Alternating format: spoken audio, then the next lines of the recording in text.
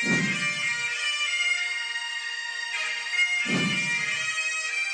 to that piece of lieutenant that's always on his podcast, bash us, him.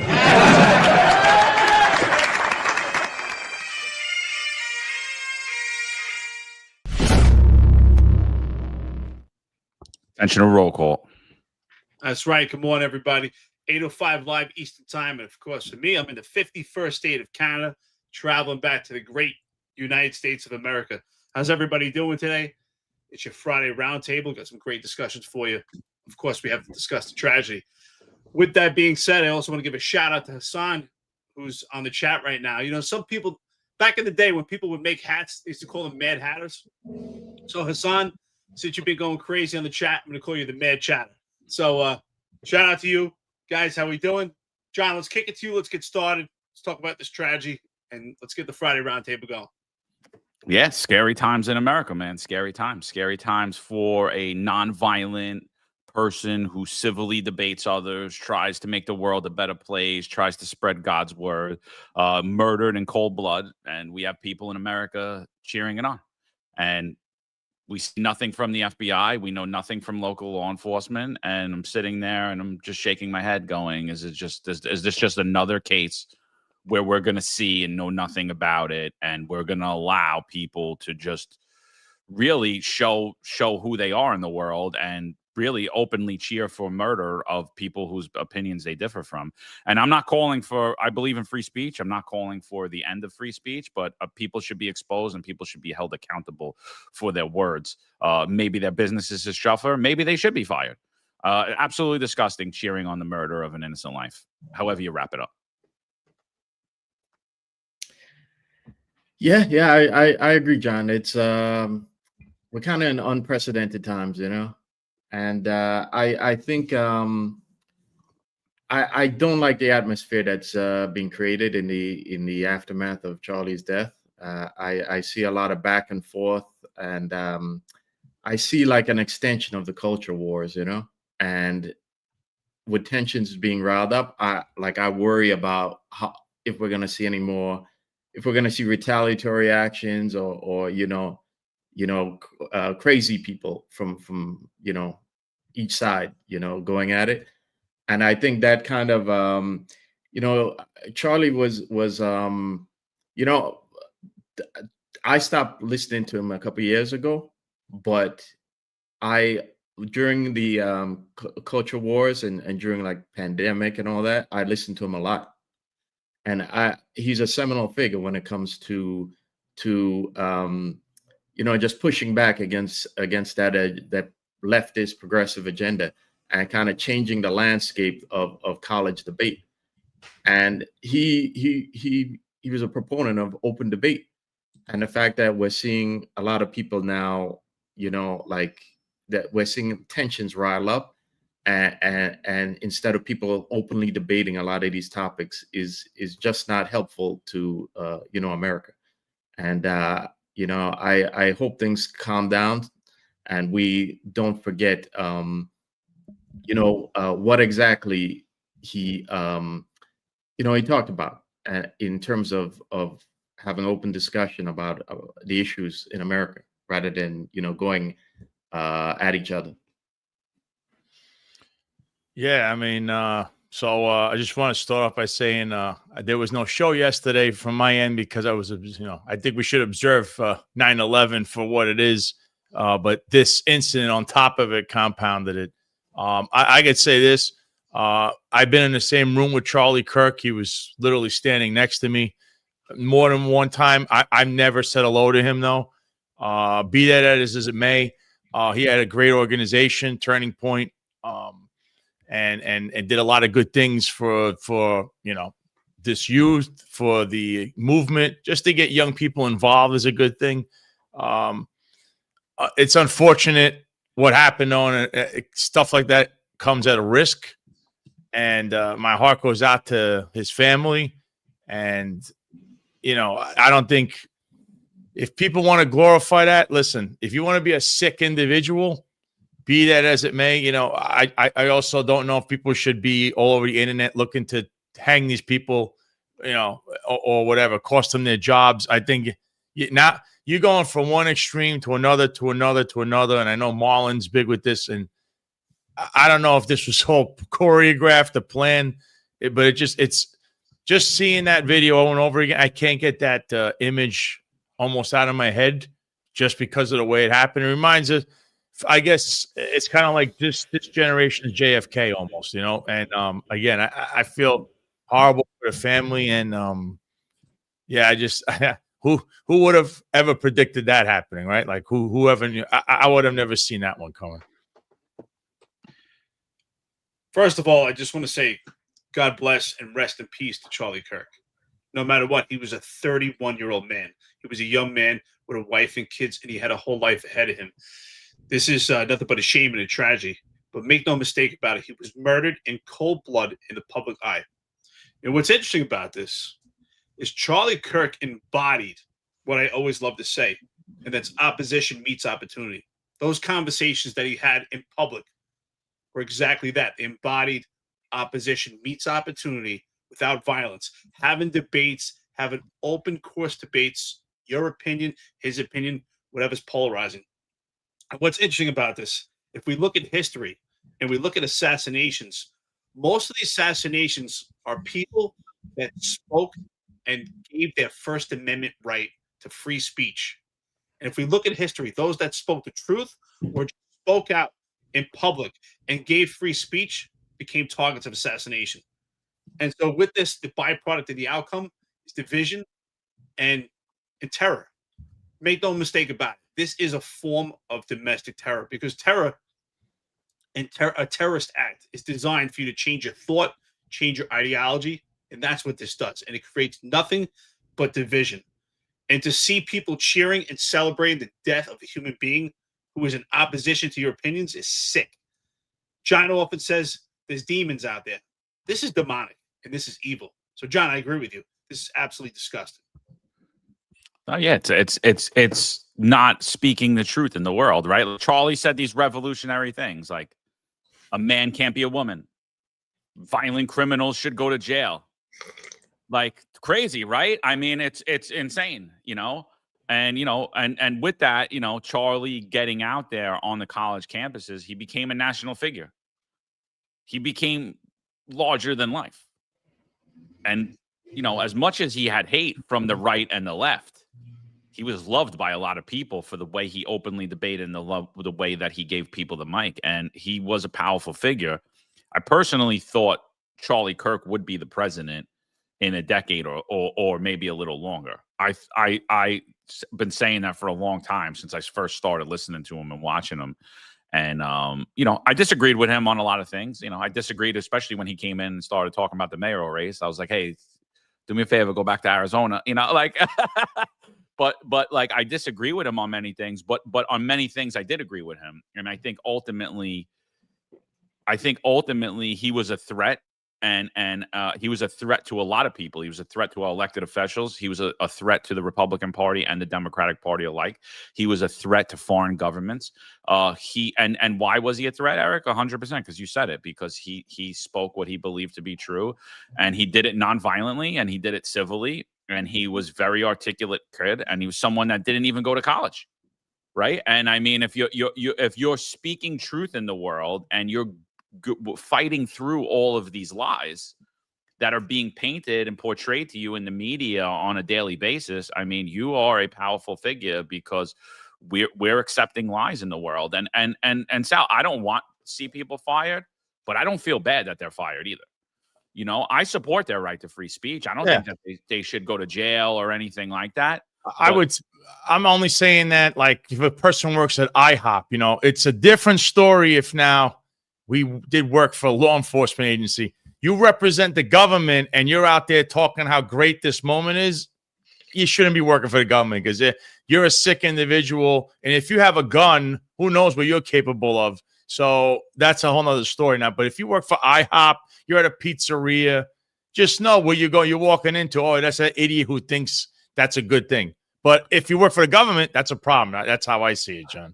But so like my thing is just that I think that they need to be exposed, because I think if we don't expose people and tell them like, hey, this is horrible and I can't believe what you're saying, then we're letting it take hold in the world. We're letting people just think they could openly advocate for murder, right? Like, I don't want my kid's therapist openly advocating for murder. We had a Secret Service agent, openly advocating for murder. Yeah. We have someone in the mayor's office openly advocating for murder.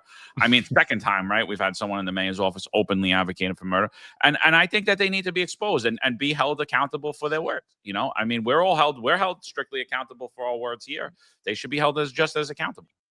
I think it kind of goes to what we've been saying early on in the infancy of this podcasting, is that not only are protests important, it's counter protest. And that's what that is.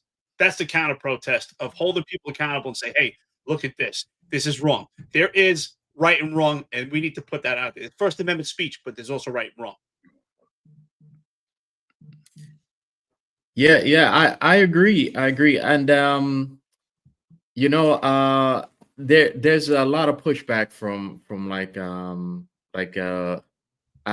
like Black Twitter in particular, and I just don't understand how criticizing a dead man is like productive to any community, especially someone who passed in such a tragic way, and I think I think a lot of this division is an infighting. It just continues to distract America from the real problems that we have and from solving the real problems, And like I said, I don't think it's productive to anyone, and I don't think it's in Herbert's case. I don't think it was becoming of somebody who works for government, because again, you're working in government. You're not just working for your community, You're working for everybody. And all New Yorkers. So I don't he had me blocked on Twitter, because I criticized him before. So I don't care, what happened to him. You got to be responsible for what you said. But this back and forth that we have going on and this divisiveness is not productive to any conversations. Yeah. Kaylee, just breaking news here. Kaylee McEnany's reporting that President Trump thinks with a high degree of certainty that they have the suspect in custody in the assassination of Charlie Kirk. This is now the third time we're being told this. From a different source, because the first ones were Kash Patel. Now it's Trump. Now I would hope they're right about that. But look, I see people in the comments too. You're mentioning Nick Fuentes and Marlon. Like some of you people are crazy. Listen, I don't agree with everything Charlie Kirk said either. And I've been in the same room with the guy. Just to let you guys know, he didn't even say hello to me, staring right at him. So, but I'm not making things personal. I know, you got to know how to take your personal feelings aside. What the guy did was try to bring discussion amongst people, kind of like a week ago, I had Michael Dowd on the show, and many of you out there, you lost your minds. You're ready to, so you're quick to try to shut other people's speech down and make value judgments on people.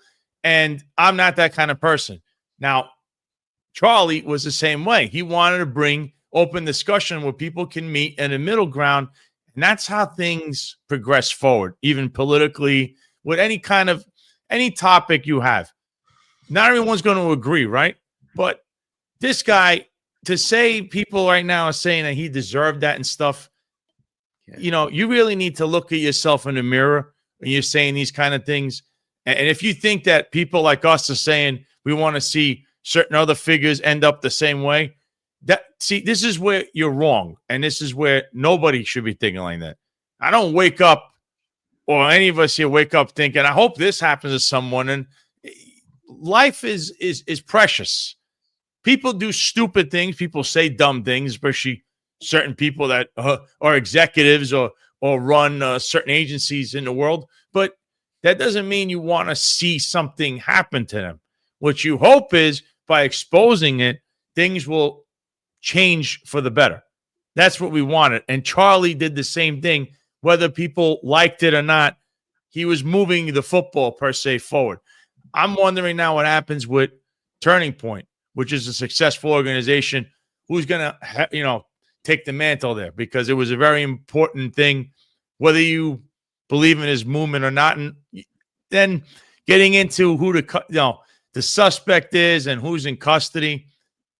There's a lot of people and a lot of entities we could finger that may be involved in this. I'm not going to speculate, but this is, I believe, this generation's JFK moment or MLK moment or, Malcolm X moment, because it's at that same level of what happened. I can't believe it happened in 2025, but in the last couple of months, we've already seen a Minnesota senator get assassinated, and now this. So that's what's got to stop.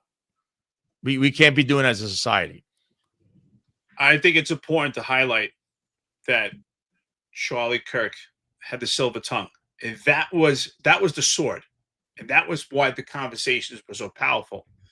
And we said earlier, we don't agree with everything he said. And neither should you agree with everything someone says. When we're critical of Donald Trump, some people say, "Oh, now you're not MAGA anymore." No, you should be critical, and you should not agree with every single thing. Even on this podcast, we tell you all the time, you should agree with everything that we say. And what you don't agree with, that's where opposition meets opportunity, and we have debate. And sometimes I hear conversations about psyops, and I question, but I can tell you what is a psyop. Is the media. Because if you watch Charlie Kirk, in many things that he has said, it's been cut a particular certain way to create a psyop. For instance, and to create division into this racist ideology. There was a conversation I remember at some point Charlie Kirk had at one of these universities. And of course, one of the most topical conversations that he has is about DEI. It was a young black man at a university that asked him if he saw a black pilot in present day, would he question if it was DEI? And he said yes. He would question if he was qualified or not. And it was cut to be a soundbite to create some racism. It didn't go into the explanation in the articulation was because of DEI. You have to question if that person has the qualifications or not. And what he said is he wants organic diversity. If all the pilots happen to be black, but they're all qualified, great. But because of DEI, it makes you question, was that person qualified or not? And that's where the psyop is with these sound bites to create division, create racism. And I think Charlie Kirk did a fantastic job and really embodied, like I said earlier, opposition meets opportunity. And that's where the opportunity is by having polarizing issues, polarizing opinions, and having debate in public, debate in private, but without violence. That's the key, and that's the pure stoicism. So to John, what you said earlier, could he have been president? I think he could. He was extremely articulate. I think he could control a crowd, and he could control that crowd with opinions alike and opposition. It's truly impressive. Listen, it doesn't pass me that establishment Republicans couldn't stand him and establishment Democrats couldn't stand him. I mean, so he had the right enemies. You know what I mean? He had the right enemies, and just to go back on that statement, when I see a black pilot, the first thing I think is he qualified. People like, oh, racist. Really? I think that. You know why? Because the airline industry and every industry in this country said they were going to lower standards to do race-based hires. If we didn't lower standards, I would never think that. You would never. 1990s, I flew. 2000s, I flew. 2010, I flew. 2015, I flew. I didn't think that. I didn't care what the pilot was. I didn't care if they were Puerto Rican, if they were black, if they were Dominican. Didn't matter because you know what I knew? There were tough, strict standards to become a pilot. What do I know now? We've lowered the standards to violate equal opportunity law and to hire people based upon the color of their skin. Again, what Charlie said, they're making this out to be inflammatory. This is a fact, people. This is what black people think. are we serious? Like, and so people are like, oh my God, what Wall Street will? Yeah, terrible. Yeah, terrible. The truth is a horrible thing, people. The truth is terrible. The truth is adversarial. The truth is nasty. The truth smacks you in the face, but it exposes everything. It's important, man. It's scary. It's scary when you speak the truth. It's absolutely scary, but it's scarier if we live in a world that's filled with lies. I got someone here in the comments. This guy, pandemic entitlements, he's making things about us. Just so this kind of person knows, when I talk about low information, that's right there. There's a person right there. The reason this is compared to, like I was saying, Martin Luther King or Malcolm X, who didn't work for the government. Neither did Charlie Kirk, but he was involved in lobbying and things like that. This man had millions of followers, just like a Martin Luther King and Malcolm X had. So when you eliminate this person in a public execution, yes, that is on the same level. I know that doesn't go through your brain because you're a psycho or you're watching CNN or whatever it is, and that's your right. But that's what it's compared to. Everyone has a right to their opinion. I've noticed again. So that person is literally doing exactly what we started with, saying, don't let this guy get hired or all that stuff. This one's on there right now trying to say you guys should be quiet because there's the value judgment. That person knows better. No, you're a low information person. You probably think Eric Adams is a great person, So that's what we're trying to say. That's what you shouldn't be doing. And again, this guy did a lot of open debates. Look, like I said, I don't 100% agree with the guy with everything myself. But if you think that someone deserves that treatment, getting publicly executed like that in front of his family, and so then you got to really look at yourself in the mirror, because we all end up in the same place, but how you end up there is how you will be judged, not by us, by the Creator. So good luck to you if that's the way you're thinking. Yeah. I'm sorry I missed that. The first part of that I got cut off. But I don't like the fact that people are forgetting that he was let's get the politics out of it. People are forgetting the fact that he was a father. He had a family, and like all of us, he's a child of God. And to have what happened is tragic. Not only for first of all, he was in front of an audience of college kids. And you can bet a lot of these college kids have never seen anything like that in their life. And a lot of them are going to have that image burned into their brains forever, But his kids, you got to figure his kids might have been watching that too. So it's like, where in the conversation, it's getting lost that another human being was killed in a very, a very gruesome way, And I think that loss of humanity is it's very dangerous for society to dehumanize each other like that, and it just riles up the atmosphere even more, and may even push lunatics to do further actions. Marlon, you know what it also tells me? It tells me what we've been saying, and the opposition we received on this podcast and this network from the police department and various nefarious characters is that First Amendment free speech is so powerful. It's something we've always fought for, and we can never take the finger off the pulse.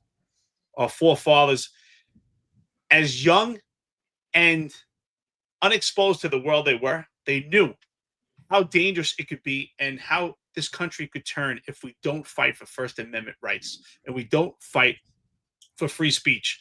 And it's interesting. He was murdered in a savage way, cowardly way, on September 10th. It's come full circle to me from honoring 9/11 heroes and the victims of 9/11, what this country stood for, what we stood upon. And we've come full circle, which Charlie Kirk was murdered for giving his First Amendment right. is God-given right. And it's God-given, but it's something that we have to fight for. And it's come full circle because how many of these kids at these universities and these colleges were not even born during 9/11 and don't really understand the fabric of this country and the foundation, the bedrock that it was built on, and how important First Amendment rights are. And I think sometimes the young people, especially this generation, take it for granted. They take First Amendment rights for granted. John and I spoke about this the other day. And this generation's much different. And the reason is because they haven't had actual face-to-face confrontation. Men hold each other accountable by having those face-to-face confrontations. But now because of social media, everyone could be something they want to be or something they're not. And we don't have those real interactions. And those interactions, holding people accountable, is what keeps us safe. And what happened to Charlie Kirk is cowardly, and that was just clear murder. Yeah, so let's go to the president real quick. Let's see what he had to say this morning on Fox and Friends.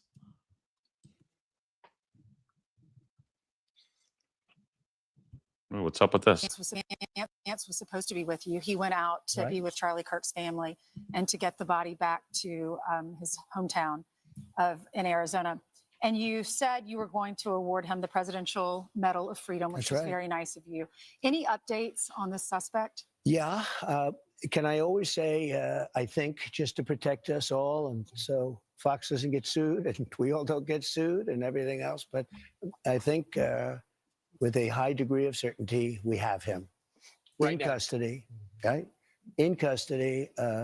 Everyone did a great job. We worked with the local police, the governor, everybody did a great job. You know, getting somebody that you start off with absolutely nothing. And we started off with a clip that made him look like an ant that was almost useless. We just saw there was somebody up there. And so much work has been done over the last 2.5 days. You know, it's amazing, actually, when you start off with that and then all of a sudden you get lucky or talent or whatever it is. But yeah, I think we're in great shape. Mr. President. And he's in custody. So what do you guys think about that? Because honestly, I have no vote of confidence in Cash Patel or Dan Bongino. I personally think, you know, this person should have been immediately apprehended within 48 hours, like almost immediately, even prior to that.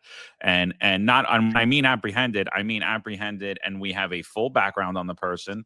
The person's face is all over the media, and we already have conclusions, we have some type of theory about why he did what he did or she did what she did, right? And we're not going to get any of that. I mean, we're sitting here when on the heels of a presidential election candidate, attempted assassination, president being shot, Thomas Crooks is in custody. And what do you know about Thomas Crooks?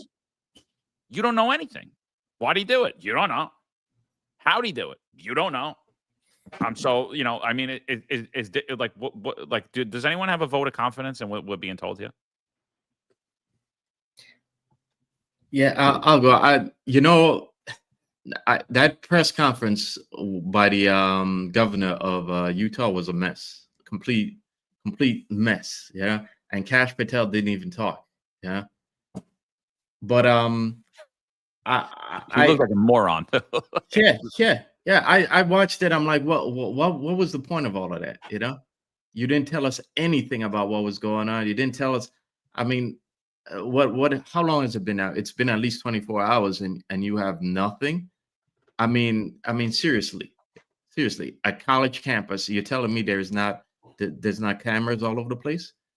Yeah, you're telling me the FBI really has nothing on this?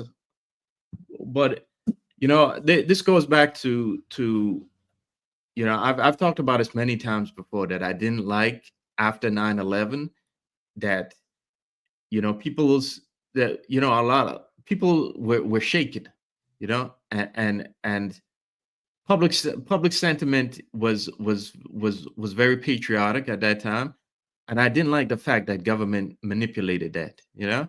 And we were manipulated into going along with things that aren't, you know, that you know, didn't work for Americans. You know, it doesn't help the individual Americans. You know, and certainly that war didn't help anybody. You know, not American. I mean, we're talking the nonsense in Iraq. Okay, and I didn't like that, and I didn't like the fact that, like, if you objected to it, you were called basically a traitor. I like to call that era the freedom fries era of because it was fake patriotism. Because the most patriotic thing I said is I think it's more patriotic to not want our soldiers to go, lose their life over nonsense, right?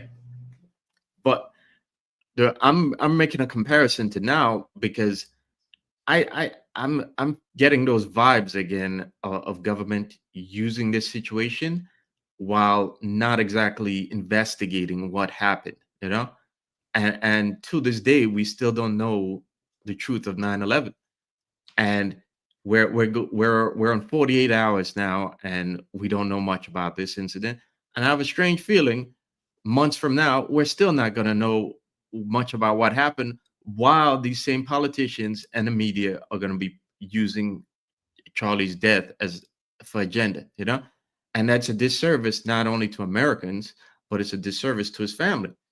Again, his kids and his family, they saw him being brutally murdered in front of the public, in such a tragic way, and I'm getting those vibes again, and I don't like it.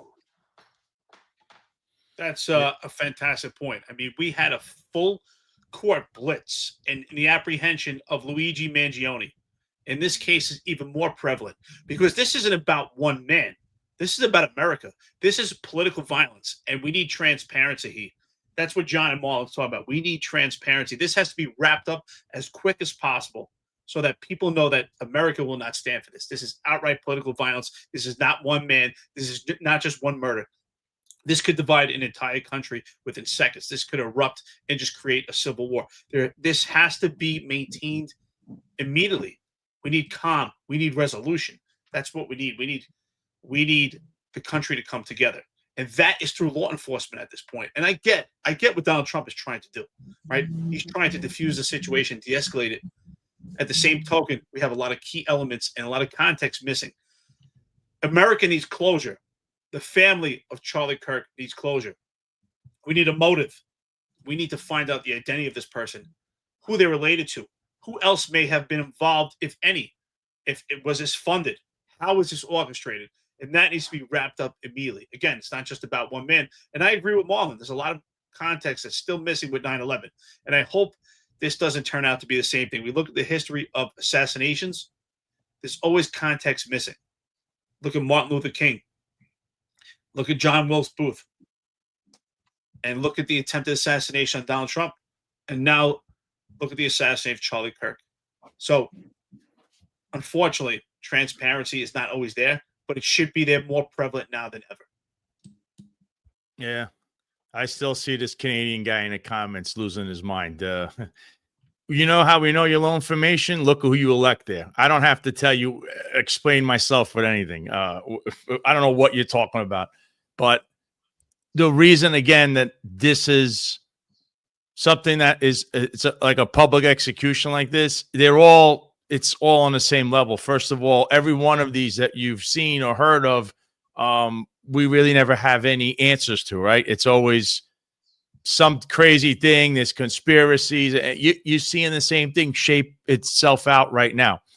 And in the most recent times, the reason this is going on, and the reason now even we hear President Trump speak, do you believe him? Because what happened not even a year ago? We had an incident in Butler County that we still don't have answers for.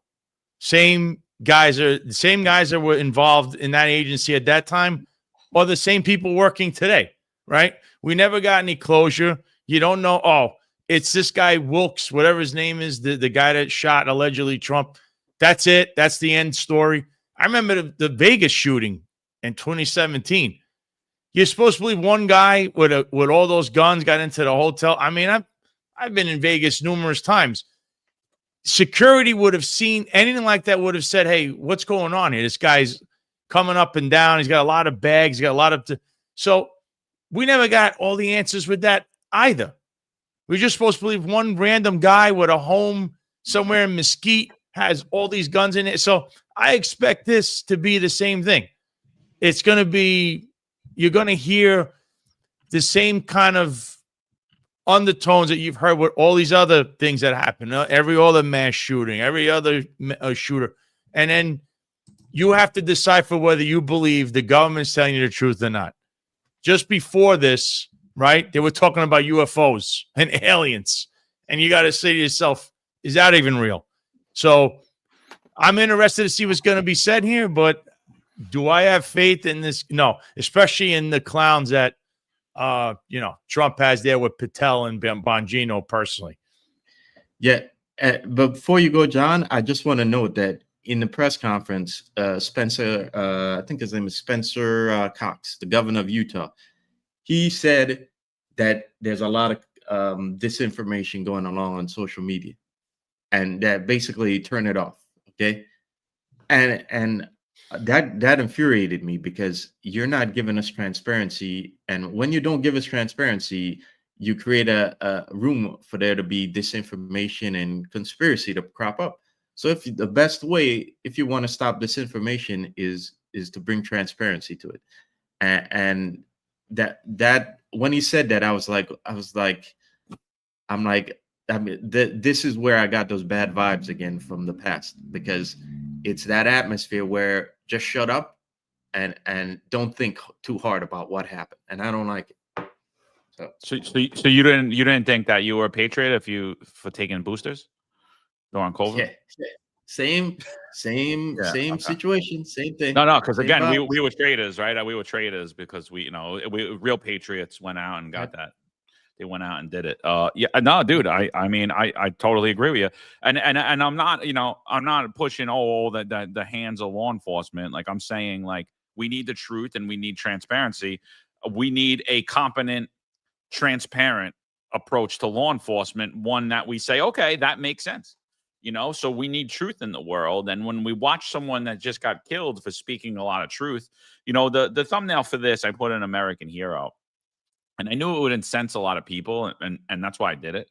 Because regardless if you like Charlie Kirk or you don't like Charlie Kirk, he was out there seeking the truth. He was out there having these hard conversations and hard debates when 99% of you would be scared to death to even make a comment on, I don't want to offend anybody, and the truth is offensive. So he was fighting for the truth in the world, and he was assassinated as a result of it. So whether you like Charlie Kirk or not, in 1,000 years from now in America, they're going to be talking about Charlie Kirk when they talk about Martin Luther King, when they talk about JFK, when they talk about Abraham Lincoln, and he will go down as an American hero. But just the fact that he's an American hero doesn't mean, okay, yeah, no, let's give up our rights to government. Because listen, there's three options in my opinion here. There's one, a psycho murdered him. Two, our own government killed him. Or three, a foreign government killed him. I mean, and honestly, they're all pretty. I don't rate any one higher than the other. Those are my three options, and so I'm not forgetting what I learned about JFK. I mean, maybe you guys are. I mean, but like I haven't forgotten that. We had just found out about that and didn't even make headlines in America. Didn't even make headlines. I mean, so like, I'm not saying, oh yeah, let's and 100%. It's very scary, Marlon. It's very scary to hear people say get offline. Because who was Charlie Kirk? How did Charlie Kirk build his following? Exactly. On social media, pushing back at the mainstream narrative, right? And that's why he was so dangerous, is because he broke through the noise. He broke through that New York Post, that Fox, that Newsmax, that CNN, all that garbage that you guys are getting fed. And you think like, oh yeah, it's great. I find it hysterical.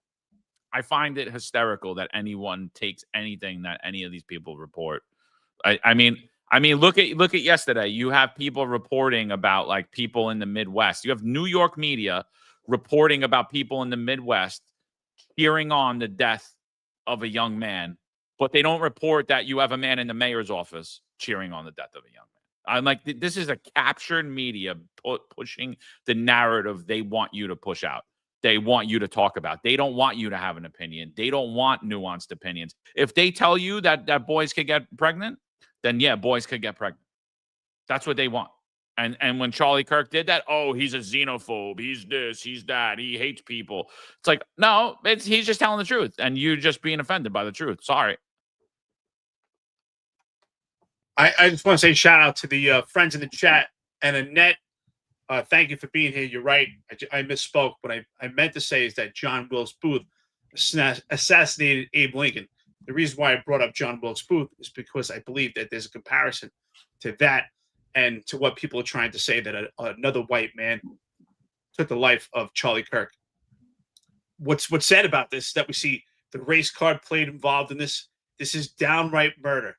And the bottom line is, whether the left likes it or the right likes it or not, he's now a martyr. And that's why John is saying you can now group him in with these famous heroes. And he is a hero now because he's a martyr. He died because of his cause. And his cause was to have polarizing conversations, debate that met with opposition.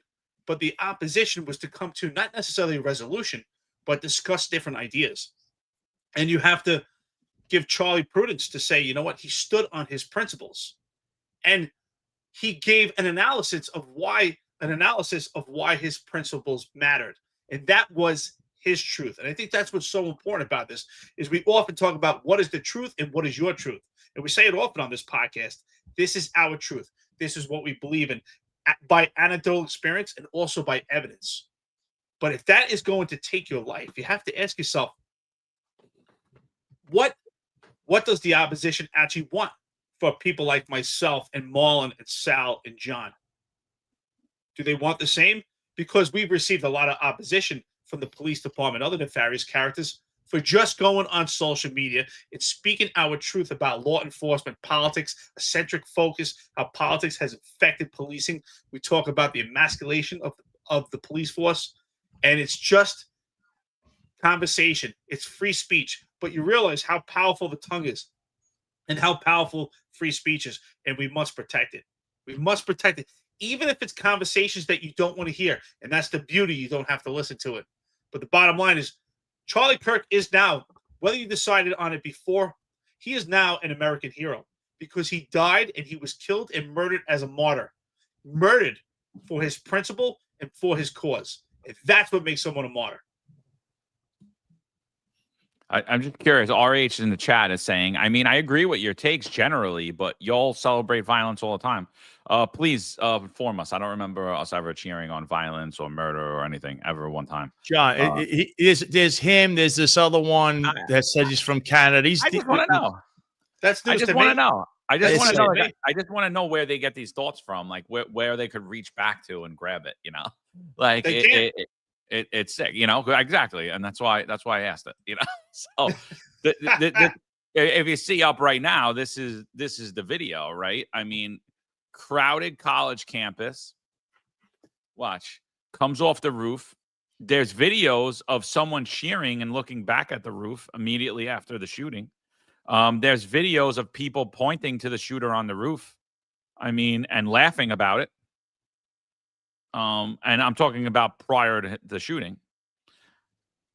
I don't know, man. I mean, like and then you have all these FBI profilers retired going on news stations, like giving a whole like rundown on who this individual is or was based solely upon this video. And they're like, oh, he didn't have an exit plan. He didn't do this. He didn't do that. Really? How come we weren't able to get this guy? How come there wasn't security enough around the campus to get this guy? And how weren't we able to track this individual based on cameras to a vehicle or even him out on foot? How weren't we able to get this guy within a few hours? I'm like, so to me, I'm sitting there and I'm raising my eyebrow and I'm saying either law enforcement is completely inept and the FBI is completely inept, or you're in on it, or a foreign government's in on it and you don't want us to know. It's one or the other, because, I mean, that's a hard shot, dude. That's not an easy shot. People are like, oh, anybody could hit him from there. I was like, yeah, go to the police range.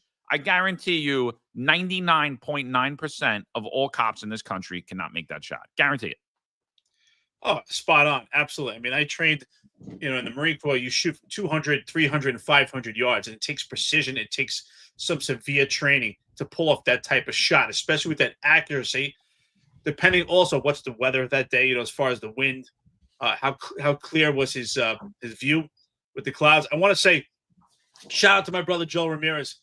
Great comment here. I was thinking the same thing.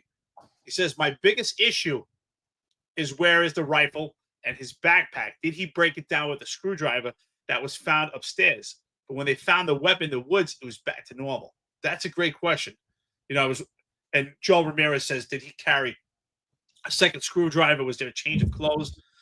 There's a lot of key elements in this case that are missing. And at this point, we have to question whether Kash Patel and Dan Bongino are really up for the charge and up for the job, because this should have been solved immediately. Every effort, every possible form of technology that we have, whether it's AI, robotics, or anything that could bring transparency and closure, should be done immediately, especially with the camera footage that we have in the surveillance in and around universities.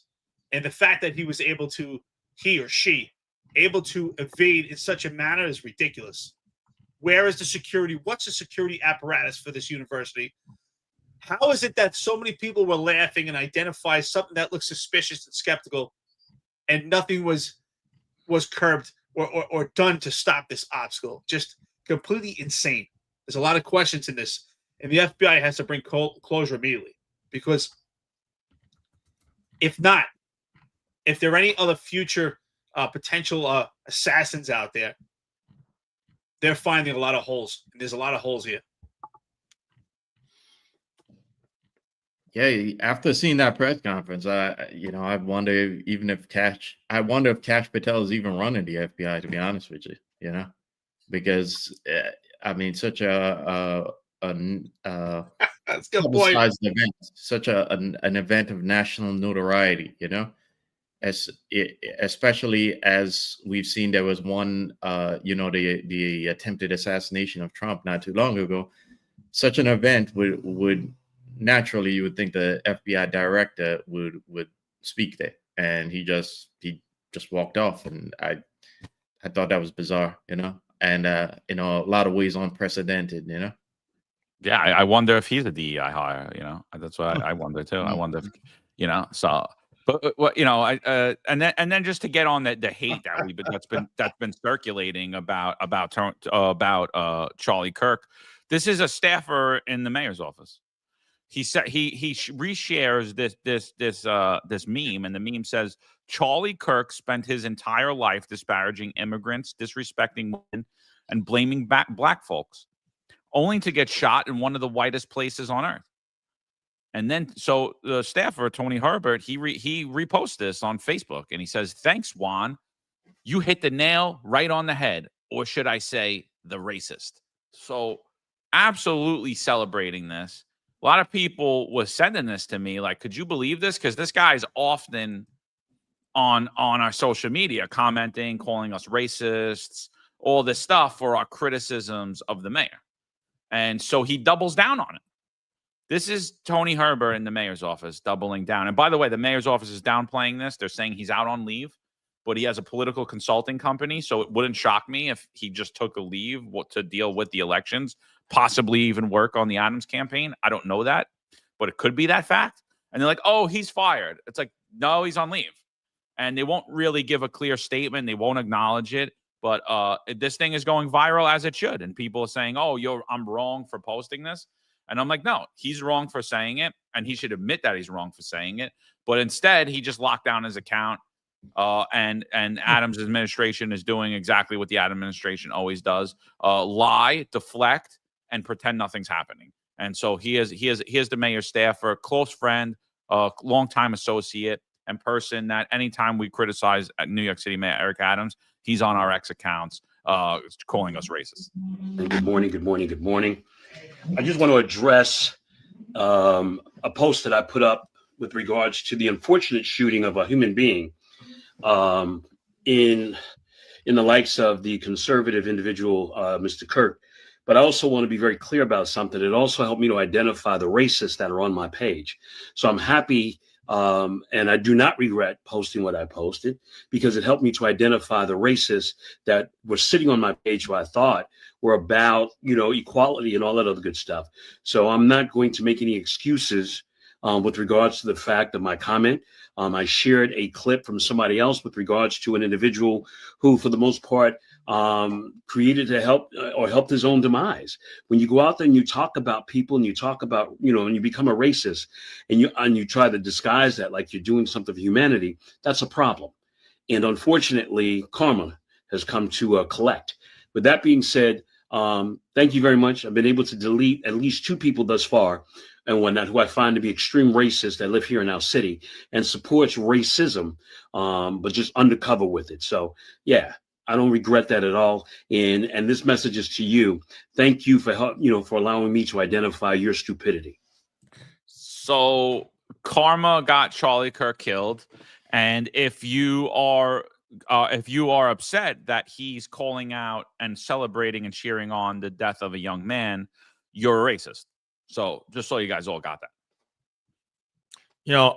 Just so you know, Tony Herbert, who's a failed political candidate, ran for office, couldn't get any votes because he's a low information guy. This guy is so not relevant in the world of Eric Adams, which he is a coffee fetcher. He gets his coffee. He doesn't even have a seat at Eric Adams' fabled and most infamous table of success. I never saw Tony Herbert's name there. Then he says he's a community advocate. Whenever you see that, look out. Words like huckster, scam artists, all these things come out when you see these kind of community activists. You always see them getting in trouble. So he claims to be a community activist as well, advocate or whatever he calls himself. What he is a wannabe. He wants to be in Eric Adams' circle, but he was never good enough to be at that mantle. That's why he had a BS position in this administration. Now, I remember there were rumors that he wanted to be in D.C. to go work for Trump, I guess, because he thinks Eric was going to get a job there. He thinks he's good enough to get a job in D.C., but those people are racist too, right? He's called Trump a racist. Everyone's a racist to this guy. This guy wants to see a world where, I guess, everything is based in color, but he wants to be in charge. That's what this is really all about. The guy is not all there. I won't even, listening to that just shows you what level of education the guy has, okay? And he's talking about karma. His karma is going to be, he will always be irrelevant, and the only relevance he has is that he's a goofball, and that's why he can never get elected to office. That's how people see him, as low information Tony. Well, we just made him famous, though. So I mean, that's the one thing. And just look at his tag right here. I'm a simple person just looking to affect the world positively by celebrating murder. That's good. By picking up the coffee. Okay, that's for getting coffee for Eric. In my opinion, he's nothing but a bum. He talks about being undercover racist. The only racist I see is this man right now. Tony Herbert, you're the only one that showed any racist ideology in the murder, in the death of Charlie Kirk. Absolutely disgusting. If you were a stoic human being that actually wasn't racist and you wanted to be positive and uplifting, you would say, hey, here's someone that I had discussions. Here's someone I did not agree with, but this is wrong. Murder is wrong. Especially, you want to talk about karma. What is he saying when he says karma came to collect? He's saying that Charlie Kirk got what's coming to him for his past actions, that this was his consequence. What was his past actions? For speaking his mind. That's how powerful it is. That's why we have to go back again and talk about First Amendment rights, right? And talk about freedom of speech, how powerful it is. And that is the most important God-given right that we fight for. That's why I was proud to be a Marine, and we're proud to be police officers, because First Amendment speech and your First Amendment rights is something that could be taken away. And people take that for granted. Blood and tears were shedded in this country to protect that right. And Charlie Kirk was murdered for that also. And that's why he's a martyr. This man, Tony Herbert, if you're watching, I'm sure you'll get this. You're a disgusting, vile human being. You talk about positive and uplifting. I don't like to see anybody get in trouble. But if karma is going to collect, karma should come collect to Tony Herbert, and you should be removed from your position, and you should be removed from all social media. You are a disgusting, vile human being. Yeah, Tony Herbert, people like that are tribalists. They only care about their tribe, and he forget that he, as a city worker, he's working for all New Yorkers. But as I said earlier, like, that language isn't, that language and that divisiveness doesn't help anybody, and not even his community, you know. And there's another conversation that it's we're not going to have on this show because it's not appropriate for this episode, but when you see things like that from people like Herbert, you know, progressives, it's especially like Black progressives, what you're seeing is what you're really seeing come to the surface is Black privilege, okay?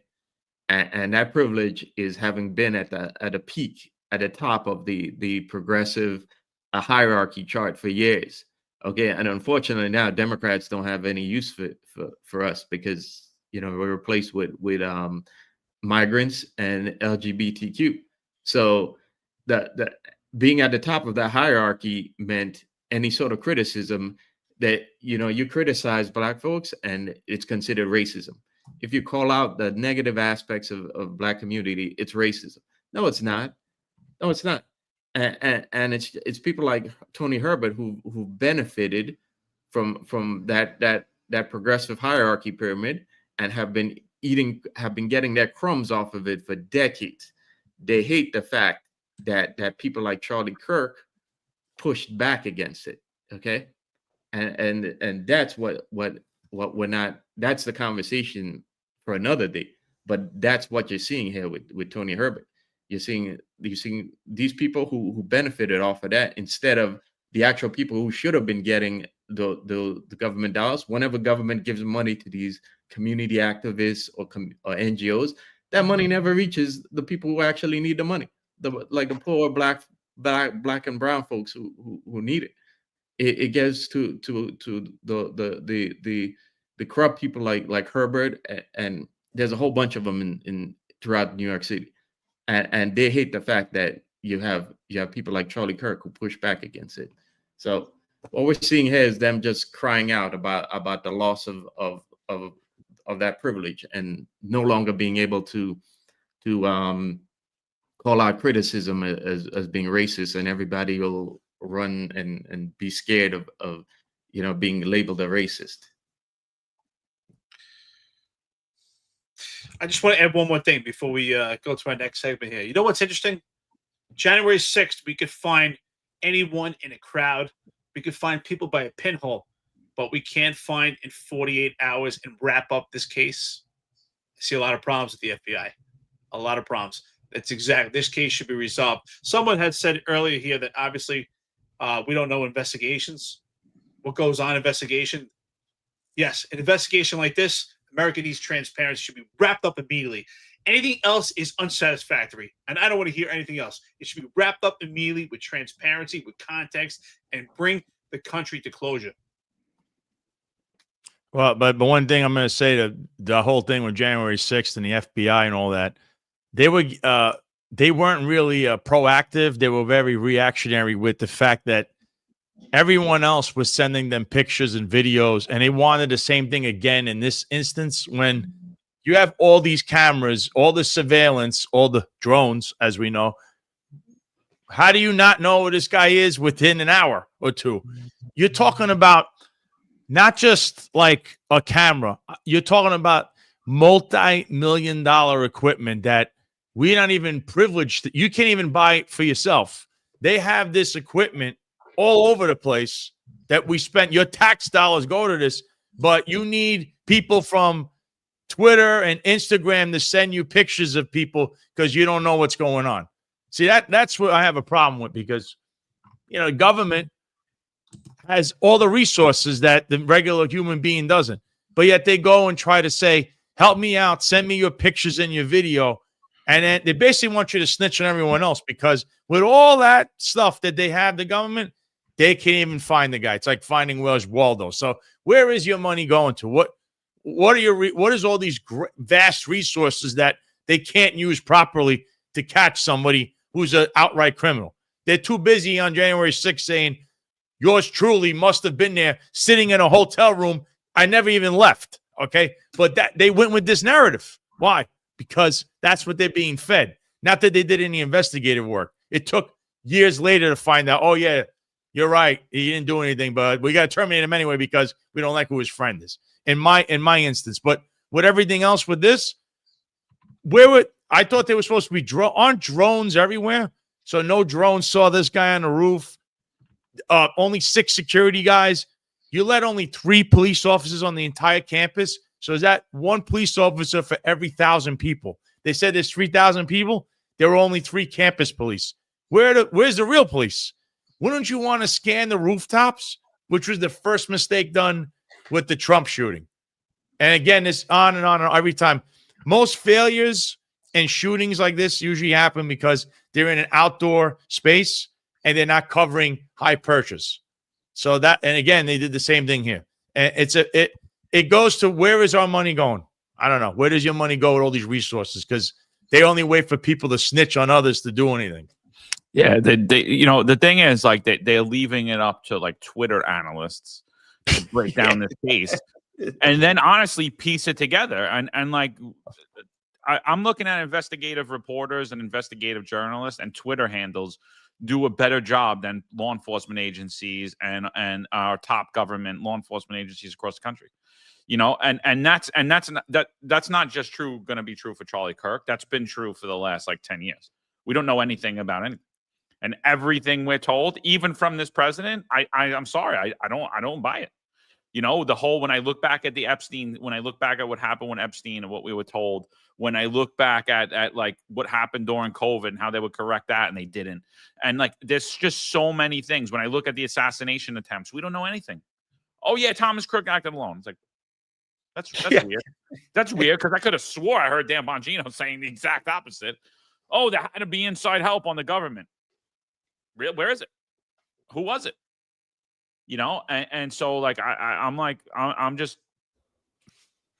just have I don't have any faith anymore. And I think I'm with you, Marlon, and Eric, and like I think it's a bad time, and I think they want to stoke the flames of division. I think that's what's even bigger. I think we people have to be cognizant of that.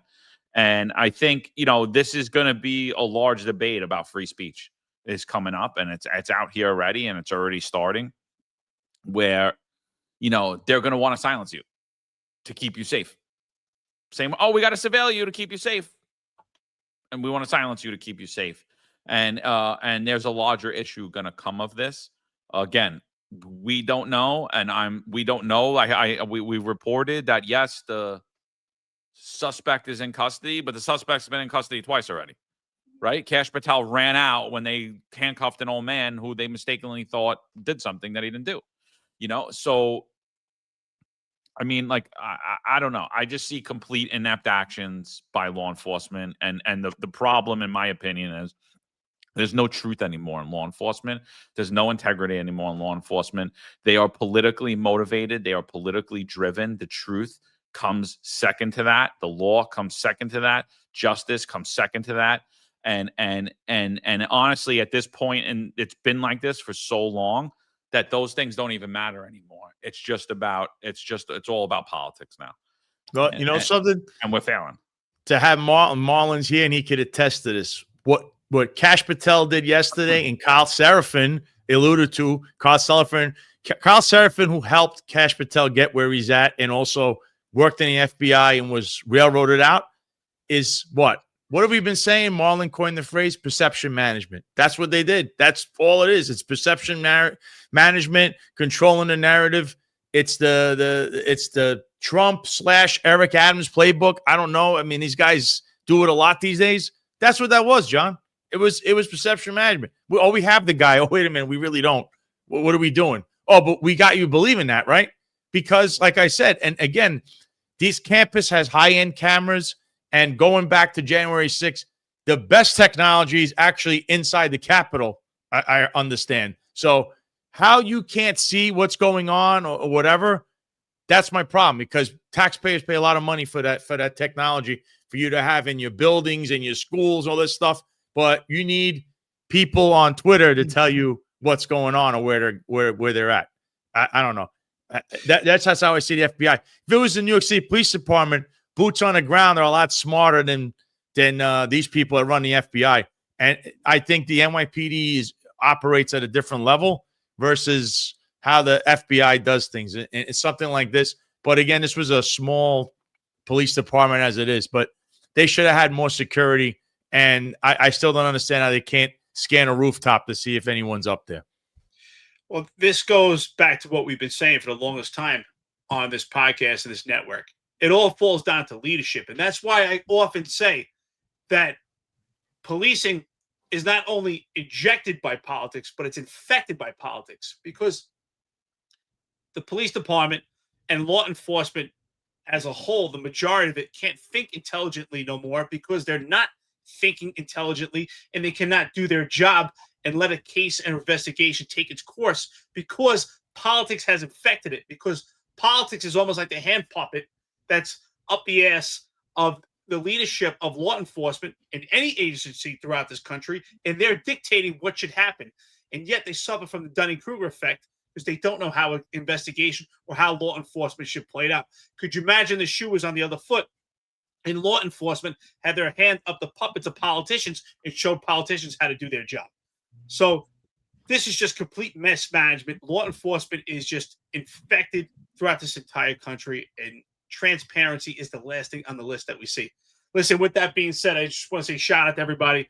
I'm traveling right now.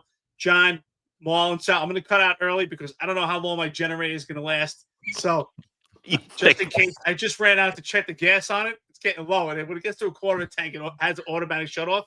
I'm getting pretty close. So I want to thank everyone. I'm traveling. Monday, I'll be back to normal. Thank you so much. Guys, I knew you would probably be on for another 2 hours. Shout out. Thank you, everyone. And, rest in peace to Charlie Kirk. No matter what you think, the bottom line is this is murder. This is wrong. And if you believe in karma and you believe someone should lose their life for giving their First Amendment speech, you have to question who you are. That's a problem. All right, Eric, be careful, brother. All right, go get some gas, dude. Don't get stuck in Canada. Trudeau ain't going to help you, bro. Dude, I just got to say, man, I saw the coolest stuff driving to British Columbia. I saw packs of bison everywhere, packs of bears. I didn't see anything in Alaska except for one moose. I saw a moose here with antlers, so pretty cool. So, all right, brother. Guys. Be careful, dude. Later. Thanks, guys. So, guys, let's just a pastor did a tribute to Charlie Kirk. He spoke about Charlie Kirk. I think it was good. Again, we're not co-opting everything that Charlie Kirk said, but I agree with most of what he said, almost all of what he said. It was when it related to New York City politics and some things when it came to this administration. I mean, not that he wasn't critical. He was a little critical, but not where I thought he should have been. And I think he saw a lot of things that he wasn't happy with, and he didn't say anything about. But, I mean, just overall, Charlie Kirk had a large impact, a huge impact. Honestly, other than President Trump, he had a huge impact on the conservative movement in America, especially with the youth. I don't think anyone even comes close to that. So this was a pastor that knew Charlie well, Pastor Mark Driscoll, honoring him. Let's play this, and then we're going to get on to some NYPD news. Charlie Kirk is irreplaceable. Charlie Kirk is a once-in-a-generation mind and soul and anointing and heart. Charlie Kirk was a rare combination of evangelist, apologist, and political strategist. One of our most recent communications, he said, "Thank you. I have a ton of questions. I didn't ask for it, but I have become a high-profile defender of the faith. I need to be the best I can." I said, "I'd be honored to serve for free, invisibly as needed. You have an anointing to steward, and it's massive. Proud of you and pray for you and your family daily." And I had been communicating. I was on vacation with my wife, and he was asking when we could get together for a half day. He had a bunch of questions about the Christian faith that he wanted to whiteboard out. And I told him it would be a great honor of my life to try and serve him. He told me that he felt like God gave him this platform and opportunity so that he could become an evangelist and apologist to the next generation. He wanted to make it his primary message and life work to proclaim the good news of the gospel of Jesus Christ, which is evangelism, and then defend it by answering criticisms, questions, and objections, which is called apologetics, which means to defend the faith. Charlie Kirk stepped into a level of spiritual warfare that I believe moved him to the top of the enemy's hit list, and to some degree contributed to his assassination, his murder, and his martyrdom today. And I do not use those words lightly. Those are entirely accurate and fit the description of the demonic activity that we saw today. Charlie wanted people to meet Jesus Christ, and he wanted to do the best job that he could presenting the gospel of Jesus Christ. And as a result, Charlie was going to campuses and he was proclaiming Jesus and he was answering questions. And he was a generational master in doing what the Bible says, and that is to give an answer to everyone for the hope that you have with gentleness and respect. He was a joyful, happy warrior. He had a great smile. He was kind to his enemies. He tried to have a good time even when they were trying to give him a bad time. His impact on this generation cannot be overstated. I believe it is absolutely non-hyperbolic to say that he is the greatest conservative voice of this generation alive on planet Earth. One of the last times I saw him was backstage. It was actually some months ago, I believe, when JD Vance was in town, and Charlie invited me to come meet JD in the green room and hang out with them. And I walked in with a big smile. He gave me a big hug and he said, "I need you to be praying for me, Pastor." I said, "Absolutely. I pray for Charlie every day. My wife and I have, and for his beautiful family." He said, "I think they're going to try and kill me." And he said, "If we lose, I think they're going to incarcerate me."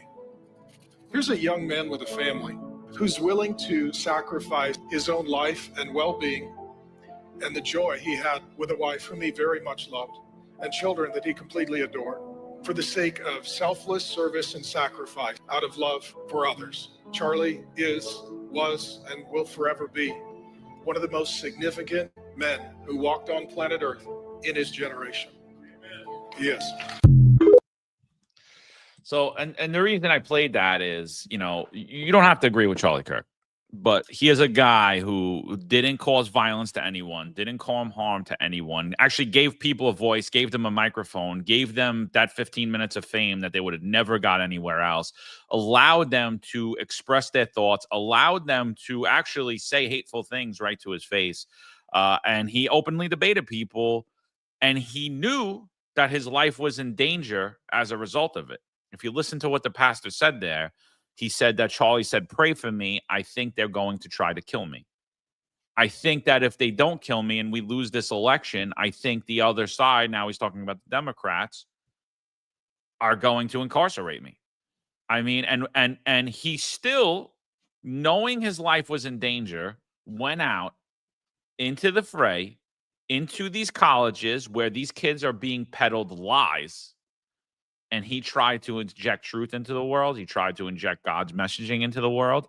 And when I listen to people like Tony Herbert and all of those people, and all of these people in this chat, all of you saying, "Oh, he was this, he was that," what you're really saying is you're saying that the Catholic faith is racist. You're saying that the Catholic faith peddles lies. You're saying that the Catholic faith is xenophobic. You're saying they're homophobic.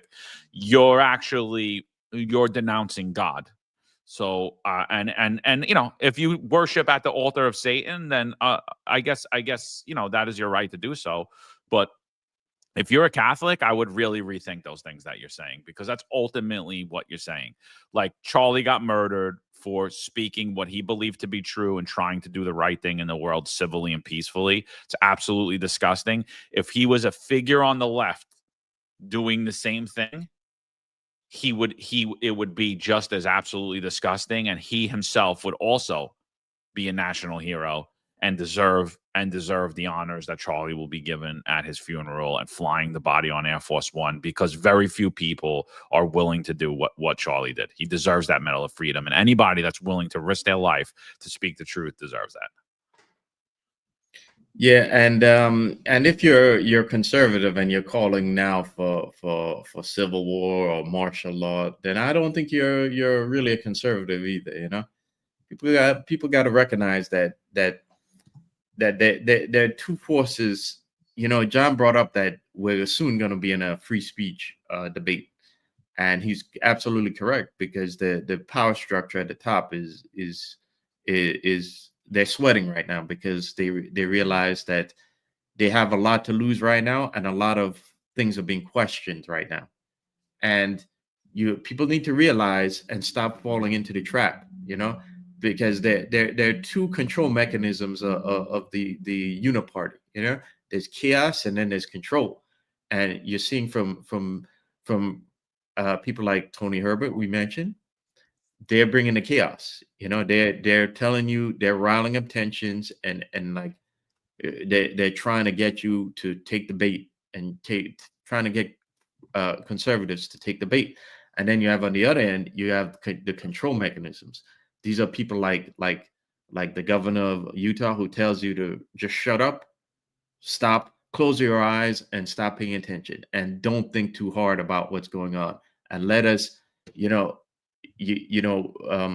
give up control. Stop thinking. And people need to realize that both mechanisms are trying to shape our reality and that perception that we see.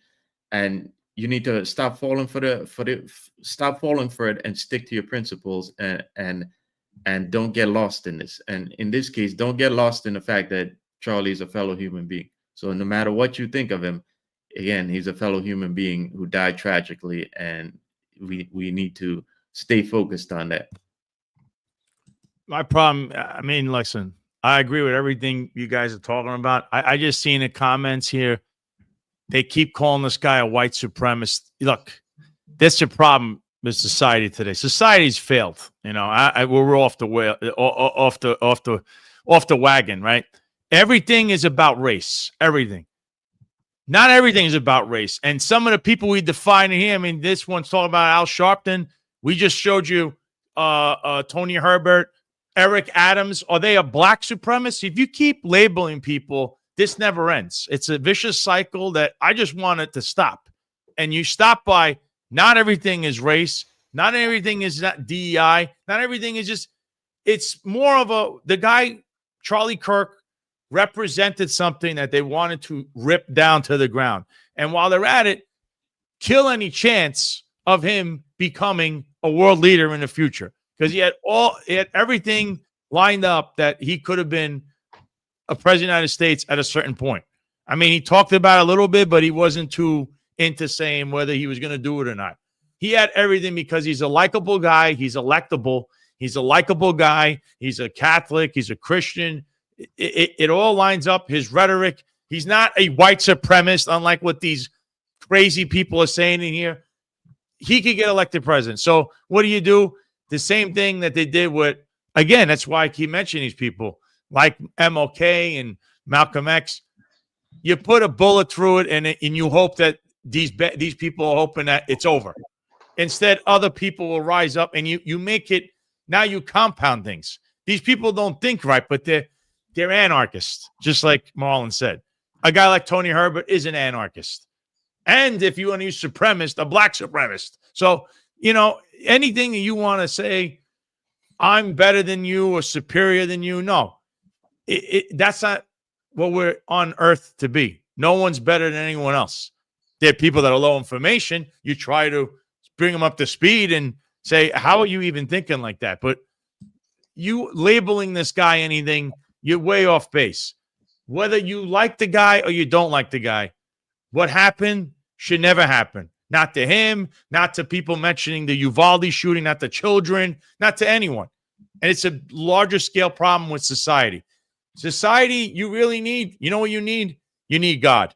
And a lot of you out there have forgotten about that. Some even on the right that think that the president is a deity or something. God is the only thing that matters. And until you find that, which Charlie Kirk did, you have a lot of problems, because calling people white supremacists, you're just fomenting more problems. That's all I'm gonna say. You need to find God. People need to find God. No, yeah, it's just chaos. They're embracing chaos, So oh, Charlie deserved it for utilizing his God-given First Amendment right. Charlie deserved it because he supported his God-given Second Amendment right to defend his family and thought that law-abiding Americans should be able to defend themselves and their family. It's sick. Like, these people are trying to bring on chaos. They're trying to bring on tyranny, and they don't even know it. It's sad. They don't even know it. So rest in peace to Charlie Kirk, and I hope that God heals your hearts, all you people that cheered this on and thinking that this somehow is karma. Sick world. So So recently, John Scola had put out a letter to the Department of Justice, Pam Bondi, and in the letter, he is sending a criminal referral for Mayor Eric Adams, Chief Jeffrey Madry, Chief John Schell, Kaz Daughtry, and others. And in the letter, he's sending off for a criminal referral based upon his lawsuit.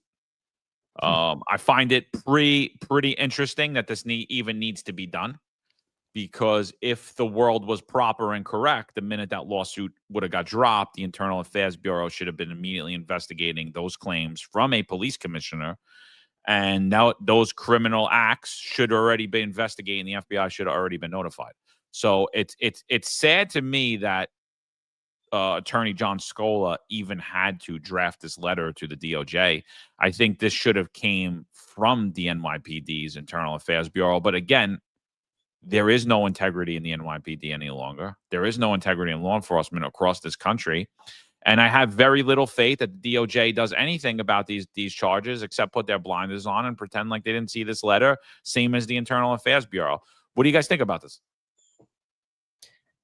Yeah, I think that it's pretty, like you said, it's pretty crazy that in this day and age you need to do this, like where you would think the governor would have stepped in, or the attorney general, but then again, we don't have an honest attorney general right now either. So like it's pretty incredible that we have to go do this. But I also said online that I mean, even if Pam Bondi wants to do anything about it, would they allow her to? Because, Eric Adams has some very powerful friends, some of which include, some very powerful people behind Trump who got Trump to where he is. We're talking people like Steve Witkoff and the connections I've mentioned numerous times had to the PayPal mafia.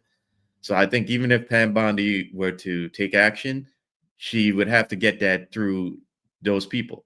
And those people still have those connections to Eric Adams, because as we saw earlier this week, it was the papers noted that it was Steve Witkoff who was trying to get Eric Adams a job as the ambassador to Saudi Arabia.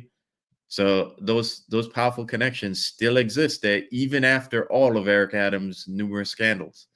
And as we said numerous times on here, they go back to New York State real estate. So those connections are still there, and that's a powerful wall separating, the truth and justice in this case. And I don't think we'll ever get that as long as those connections still exist for Eric Adams.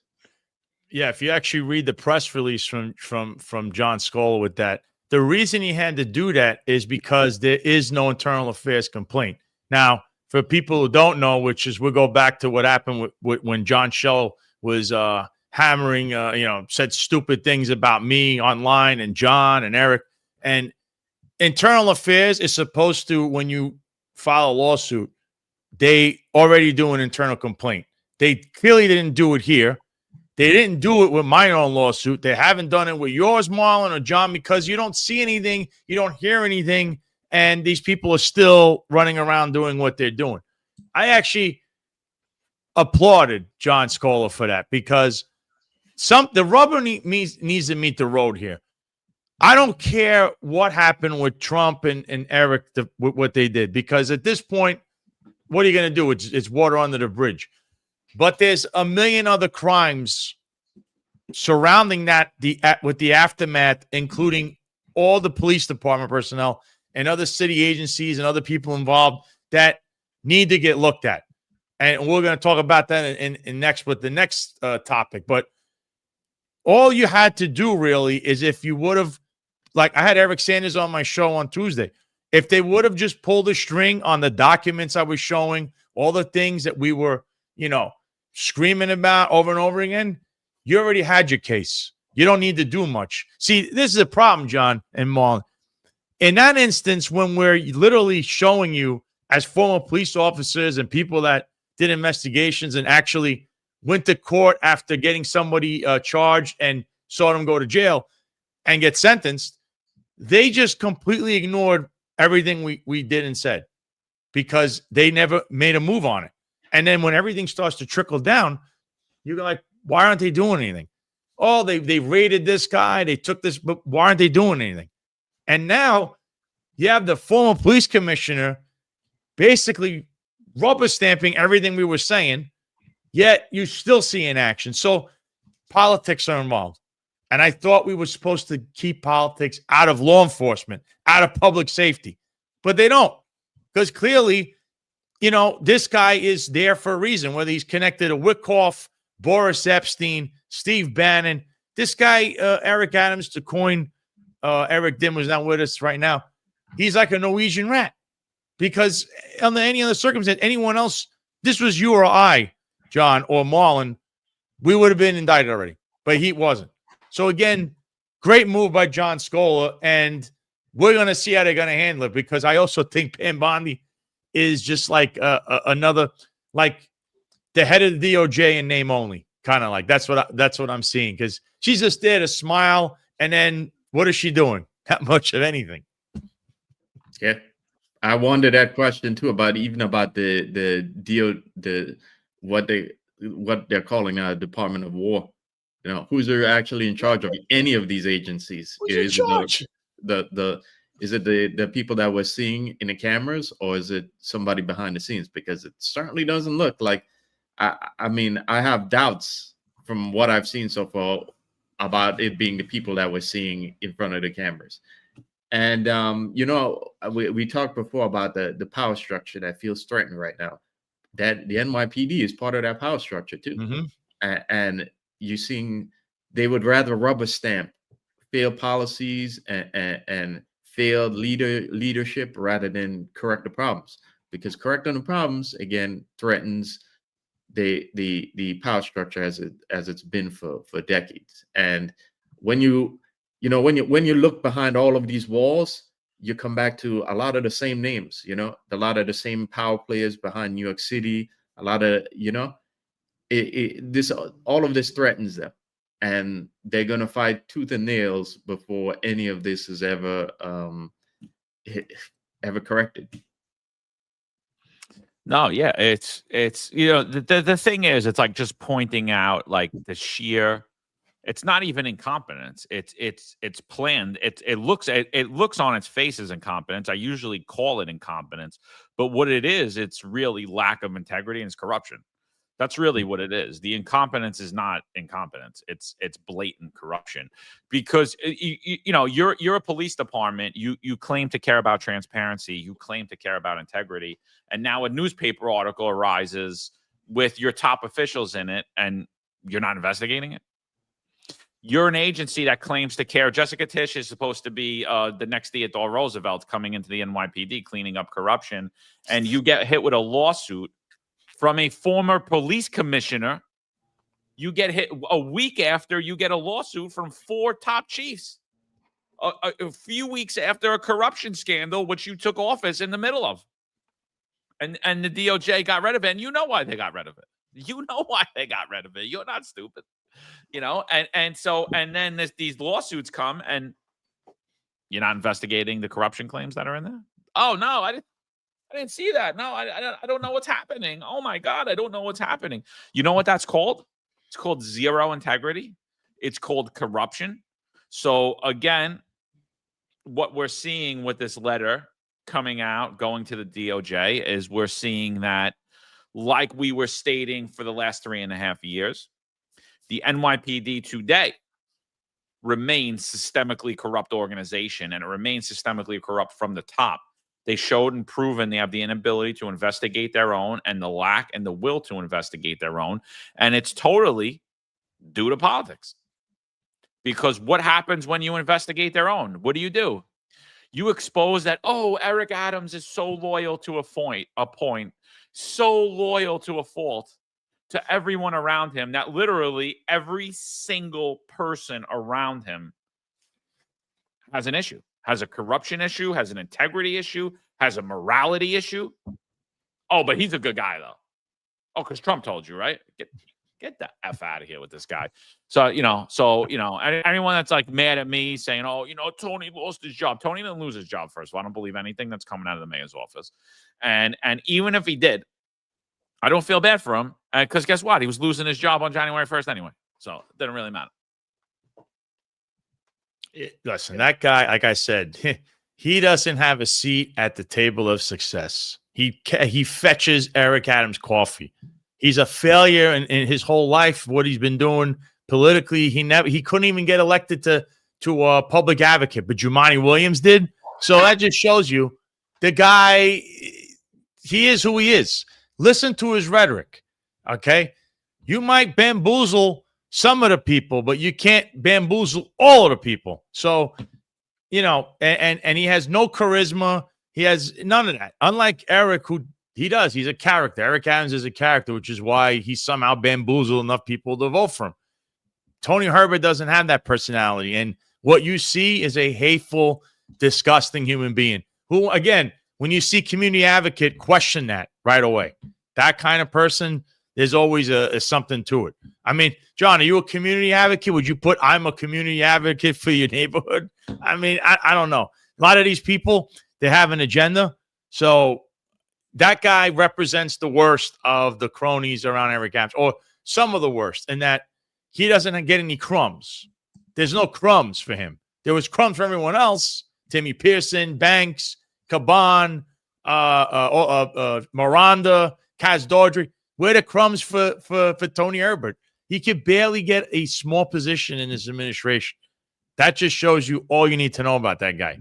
But the way that lawsuit was, and then you've seen no action from the police department, from the state attorney general, who's got her own problems, and the end, the feds, who should have stepped in, because there's all kinds of EEO, violations, civil rights violations.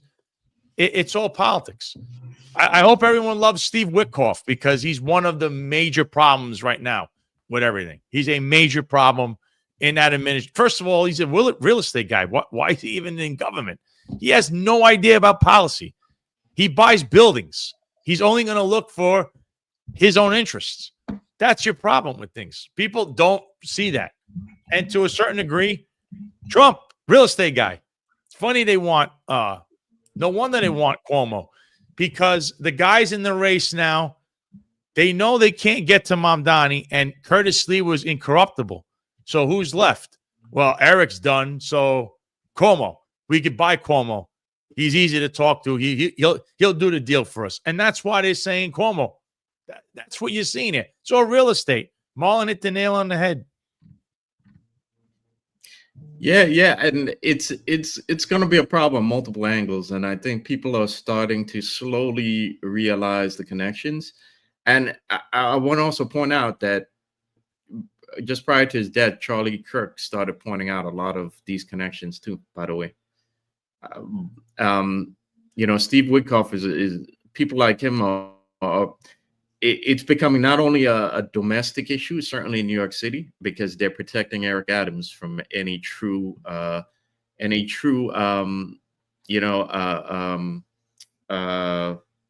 criminal indictments or any true investigation.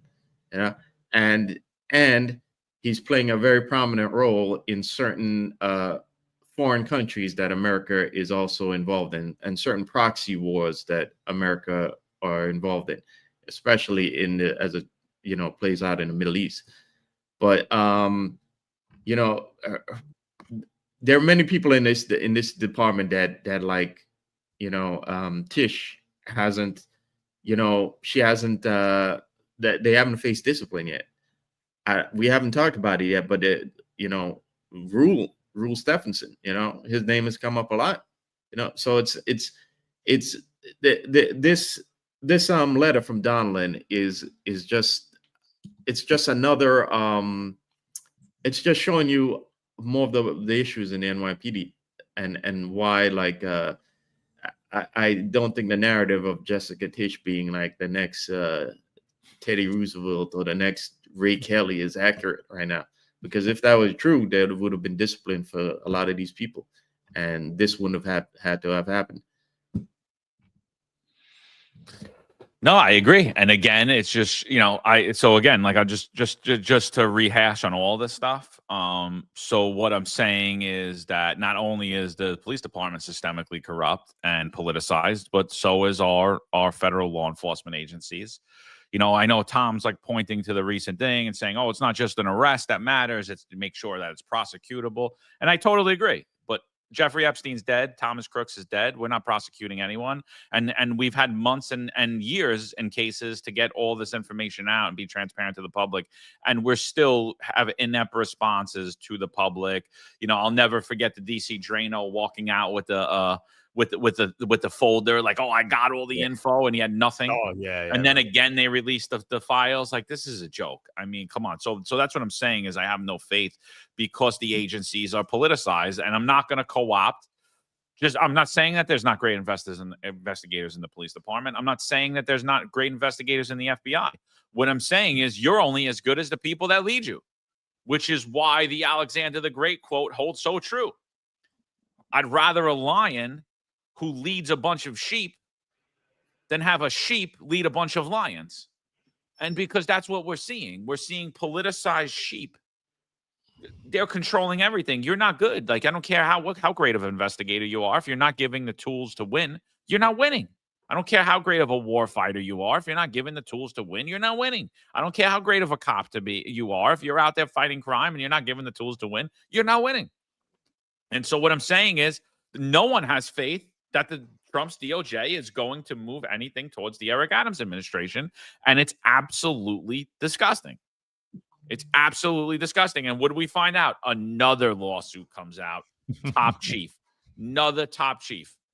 What do you guys think about that? So what do you think about the latest lawsuit naming Raul Stevenson? That was, again, we knew about that, all that stuff going on because we already had Eric Sanders with I believe it's Rodriguez, the other lieutenant. He already had made these allegations about the 3-4 precinct and Stevenson. So we already knew from one end what's going on. Now we have the other end. This is from Manhattan North. And Stevenson in his lawsuit wants to be known as the party chief, whatever the hell that means. And he's having them, he's ordering other commands to go and pay to be at this party. And you remember what I told everyone here a couple months ago, back when I was on the police department, I don't know if it still is like this. If they told you have to go to these parties, you have to pay for a plate there, don't be the one to not pay for it. We don't care if you show up or not, but you need to pay for it. And now I'm thinking back, I'm wondering, well, why? Because if you think you're getting $150 a head, 300 people in a precinct, that's good money. So what were they doing with that money? And of course, what was also referenced in this lawsuit, John and Marlon, our good friend, right? Our favorite mob associate and self-admitted criminal, Jimmy Rodriguez and Con Sofrito, which happened to be where they went for the after party of one of these parties. Okay. And Raul Stevenson introduces this criminal as his friend to the lieutenant that's named in this lawsuit, has no idea who he is. Okay. So now it shows you that they're clearly in bed with really shady, dirty people. And this is the upper echelon. Mind you, Raul Stevenson was very recently pictured at Jimmy's new venture, Sobro Garden, where there was a major stabbing that took place that no one wants to report on because the New York Post, this is why you have Charlie Kirks that rise through all this noise, because the New York Post doesn't report things that'll shed light on corruption and criminality inside the New York City Police Department. So they never wrote about that story. But yet Stevenson goes there, Matarazzo, another chief that's known to be hanging out with Jimmy and at all his places. So that was referenced in this lawsuit. And here you have another corruption. It's another side of that ledger that shows that nightclub extortion racket and everything going on with nightclubs and how they divvy the money there. It's out in the open. It's just, when is someone with authority going to step in and say, we can't ignore this because there's so many people in the public that are asking questions of why, and you need to hold these people accountable and expect that they're going to be held to the highest standards, meaning, how do you like knowing that a chief that you shake hands with who says he has your back is running extortion rings, having parties, wants to be known as a party chief. He's basically telling his staff, if you don't come to this party, I'm going to do X, Y, and Z to you. So you need to pay to be here. And there's cash flying out of a place that's known for drugs. You got drug dealers hanging out there. You got felons and all kinds of dirty, shady people there and all kinds of Michigans. But he wants to portray himself as the party chief and the nice guy. It's another thing too, right? Eric Dim always says nice guy syndrome. So this lawsuit is another bombshell that just shows that, is there any authority that's going to step in on the Eric Adams administration and say, we're going to hold a lot of people accountable, whether it's today, tomorrow, or when he leaves? These people need to be investigated and indicted forthwith. So if you look at this photo, this is Eric Adams when he was inducted to be a Freemason. On that night, so was former Police Commissioner Edward Caban. And if you look closely in that photo, you also have former Chief of Department Jeffrey Madry in there. And then you have the latest chief that's named in the lawsuit, Chief Raul Stevenson. And standing right next to Chief Raul Stevenson, Tony Herbert. So, like, let's not sit there and pretend like that everything and all this corruption doesn't lay right at the feet of City Hall, right at the feet of Eric Adams. I mean, even today, he still has people in his inner circle that are no good. So, guess what? I'm going to say he's no good. He doesn't deserve to be the mayor of New York City any longer. And, you know, and if Mondani wins the election, you could blame yourselves and all the people that wind up voting for Cuomo or Adams. So you'll be to blame. If any of you guys are Republicans, but I'm voting for Cuomo, bro, then you're not a Republican. And you are supporting Mondani. If you're a Republican and you'll vote, I'm voting for Eric Adams, bro, because I like that guy. He's funny. You're not a Republican. Okay? Just want to let you guys know. Just want to let you know. You're voting for Mondani. That's what you're doing. You're splitting the vote. You're a moron, you know, and that's what you're doing. You know, if you all get behind Curtis Lewa, he wins hands down. He doesn't just win. He wins in a landslide. Sad state of affairs. What's happening in here? So yeah. So that comes out, right? Raul, the person that files the lawsuit, the lieutenant, she says that he's focused on parties. He wants to be known as the party chief, right? I want to be the party chief.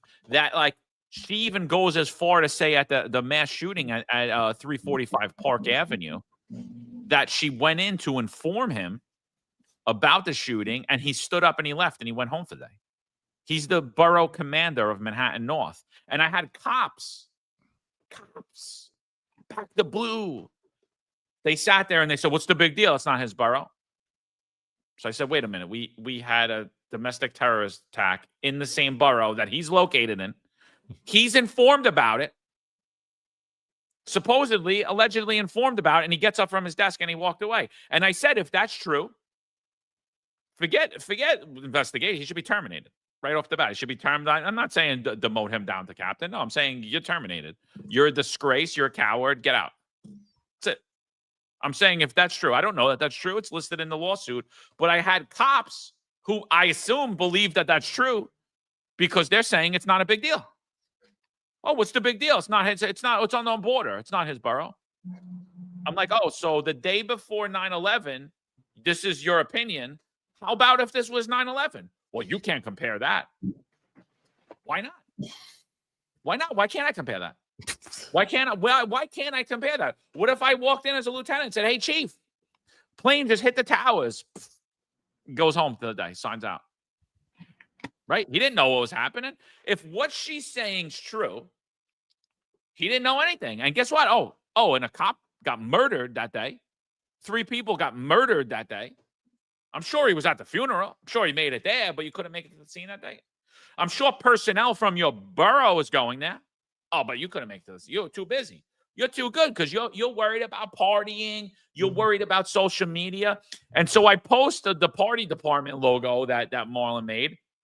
It's a beautiful logo. And I post the excerpts from the lawsuit. And I have all these bootlickers that don't follow me, that I never seen before. They're all coming in. Why? Who is that? Those are the people that work for him. I mean, and this is what they all do. He's a great guy. He's this. I'm not looking for a character reference here. I'm saying that if what isn't detailed in that lawsuit is true, he needs to be fired. And FYI, for everyone on here, and I know you're listening, Raul, I believe everything in that lawsuit. You know why I believe it? Because we've been saying for 3.5 years, you guys are more worried about partying and social media than you are about public safety, than you are about the men and the women in the police department. And it's blatantly obvious to everyone, not just us. Just because the media is co-opting the lies that are being told in New York doesn't mean anyone's buying it. You know why? You know why the whole upper echelon of the NYPD hates my guts, but all the rank and file members love me? Do you know why? Because we're telling the truth. That's why they love us. That's why they listen to the show. And that's why they think you guys are full of shit, because they know the gig's up. And then going out, and then she even outlines one other thing in there. Besides partying, besides not caring about your job, she says this, right? She's alleging he's concerned with partying. He's concerned. He's not concerned with job. He's not concerned what's happening out in the streets of New York. He's not concerned with terrorism. She then goes on to say that they were using another bank account outside of department guidelines, and money was getting in there, and they were basically shaking down cops to buy tickets for this Christmas party and shaking down supervisors to pressure cops for this Christmas party. Where'd that money go? And then she says at some point, there's like a panic, and they try to hand over the old bank account that they were using, the proper one. They were trying to hand it back to her and saying, oh, you're in charge of this now. And she's like, I'm not in charge of this. I'm not taking hold of this. I don't know where that money is, right? Raise a lot of eyebrows, sounds corruption. And if you think about it, $150 a ticket, how many people are in Manhattan, North Borough? How many people a total in all of those precincts? That's a lot of money. Where is that money? Where'd it go? Corruption. But John, it also references right after that, the after party was at Con Sofrito. It was right in that. So before anything else, you're right. He should be terminated for everything you just said. But you know what he really should be terminated for? And we're going to use the logic they use with me. He knowingly and reasonably believed to have engaged in to engage in criminal activity. He reasonably and knowingly did this, hanging out with his friend. He called him his friend, Jimmy Rodriguez. He called Jimmy his friend. He's a criminal by all definitions of the NYPD, and he's a chief. He needs to be terminated. And he's still he's still there, because I showed you the picture over there, the video was of him at Sober Garden. He can't be a chief because you know what he's doing. He's talking about banking, and this is what she alleged. You know, I said allegedly happened at Con Sofrito first. That's what that place was being used as. That's why it's no longer around. Why Zona de Cuba? No, they're not around anymore, right? And they had 2 cops that raped somebody out of there. These are all hot spots for Stevenson and company, by the way. They're involved in all this shady, secondary things on the side. They have no time to worry about a cop getting shot somewhere. He's too busy worried about that underground stuff that they're doing. And that's the point of what we've been trying to say. So it's actually a failure by the Justice Department that they haven't done anything yet, other than you're trying to make it political. But then what about all the victims? All these people that paid money into this. You imagine $150 a person?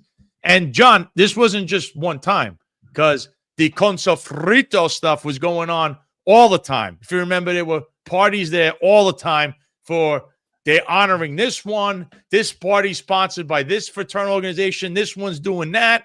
And then we have allegations of how did people get promoted? They were leaving envelopes, which now you know because Winnie Greco tried to do that to a reporter. So everything is in front of your eyes, yet we still get the pushback like you just got from cops on the job and from the Justice Department that refuses to do anything. It's just like, who cares? But we need to save New York City from Mamdani, who's not even elected to anything. He's an absentee state assemblyman who has no idea about anything. He's an activist. He has no idea about policy. He's never governed anything in his whole life. Mom, before you go real quick, this is supposedly the shooter. This is what we're being told, Tommy Robinson. So this is a video of him. This is who supposedly the alleged suspect is in custody. Okay. Congratulations, you have been selected to receive the Resident Presidential Scholarship from Utah State University. The value of this scholarship is approximately $32,000. This scholarship is available for 4 years or 8 semesters.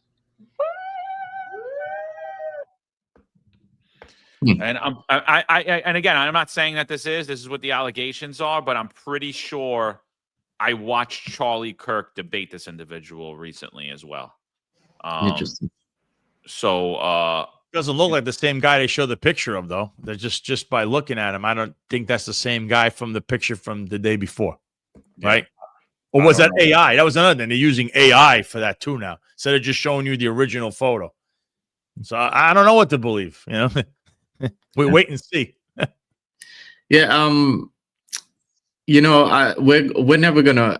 I don't think we're ever gonna hear the full truth about this. You know, and I bet you, I'm willing to bet we're gonna see a lot of similar, you know, traits to this guy that many of the other shooters have, like the psych history, the history of medication, and you know, it's where we're seeing a repeat of numerous other you know, lone shooters, and we're never gonna get the full truth of what happened.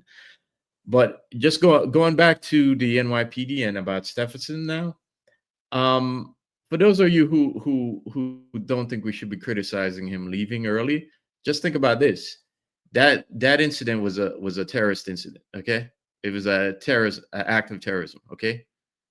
And at the time that Stevenson left, you don't know if there were any secondary attacks. We don't know if there would be any follow-up attacks.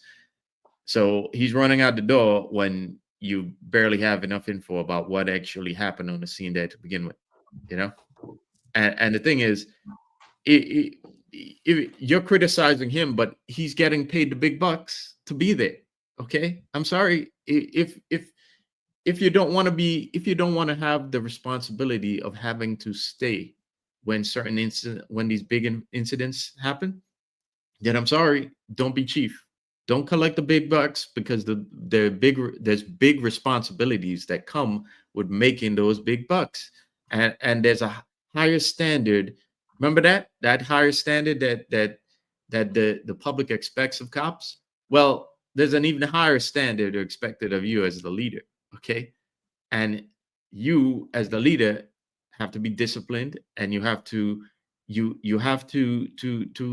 a leader, because you know, we've got hundreds of cops that are expecting guidance from you, and when you're a mess like this guy is, and reading those court papers, you're seeing how much of a mess that command is, and how much it seemed like high school rather than a professional police department.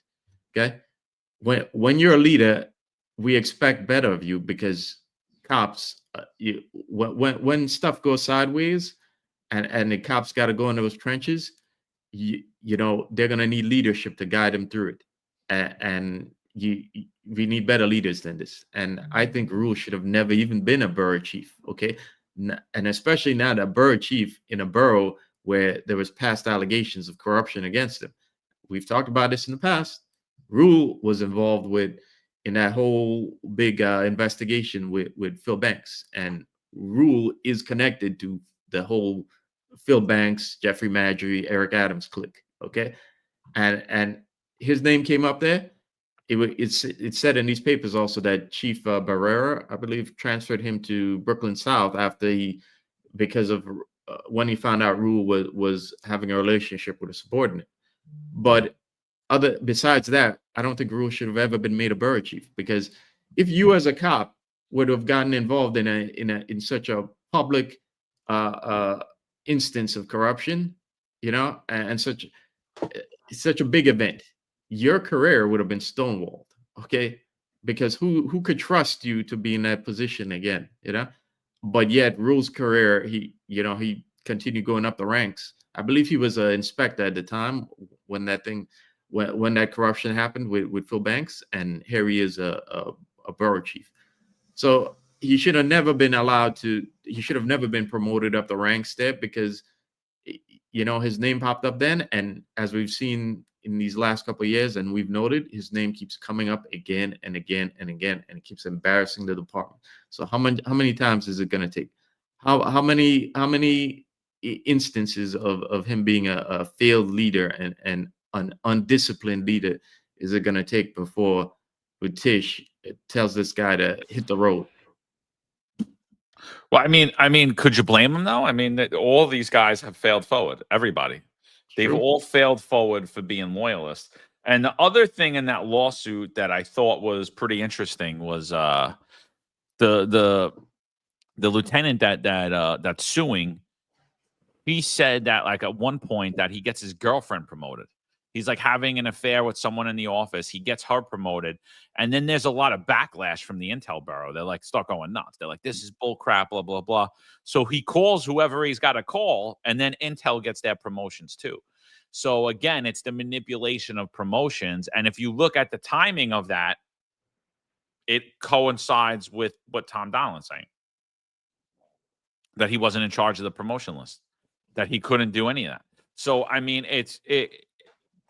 it's crazy, and not to bounce back and forth on topics. I apologize, but just so we're aware, like that university had upgraded their cameras. I have something somewhere, I can't find it, but they spent a lot of money and upgraded those cameras in 2022, and that's why you have that one still. So that whole area is camered up. So I just want everyone to be clear on that. So it's not like, oh, we didn't spend money yet on the security or anything like that. Like, no, there was state of the art cameras put in to camera up that entire facility. So there's cameras at everything.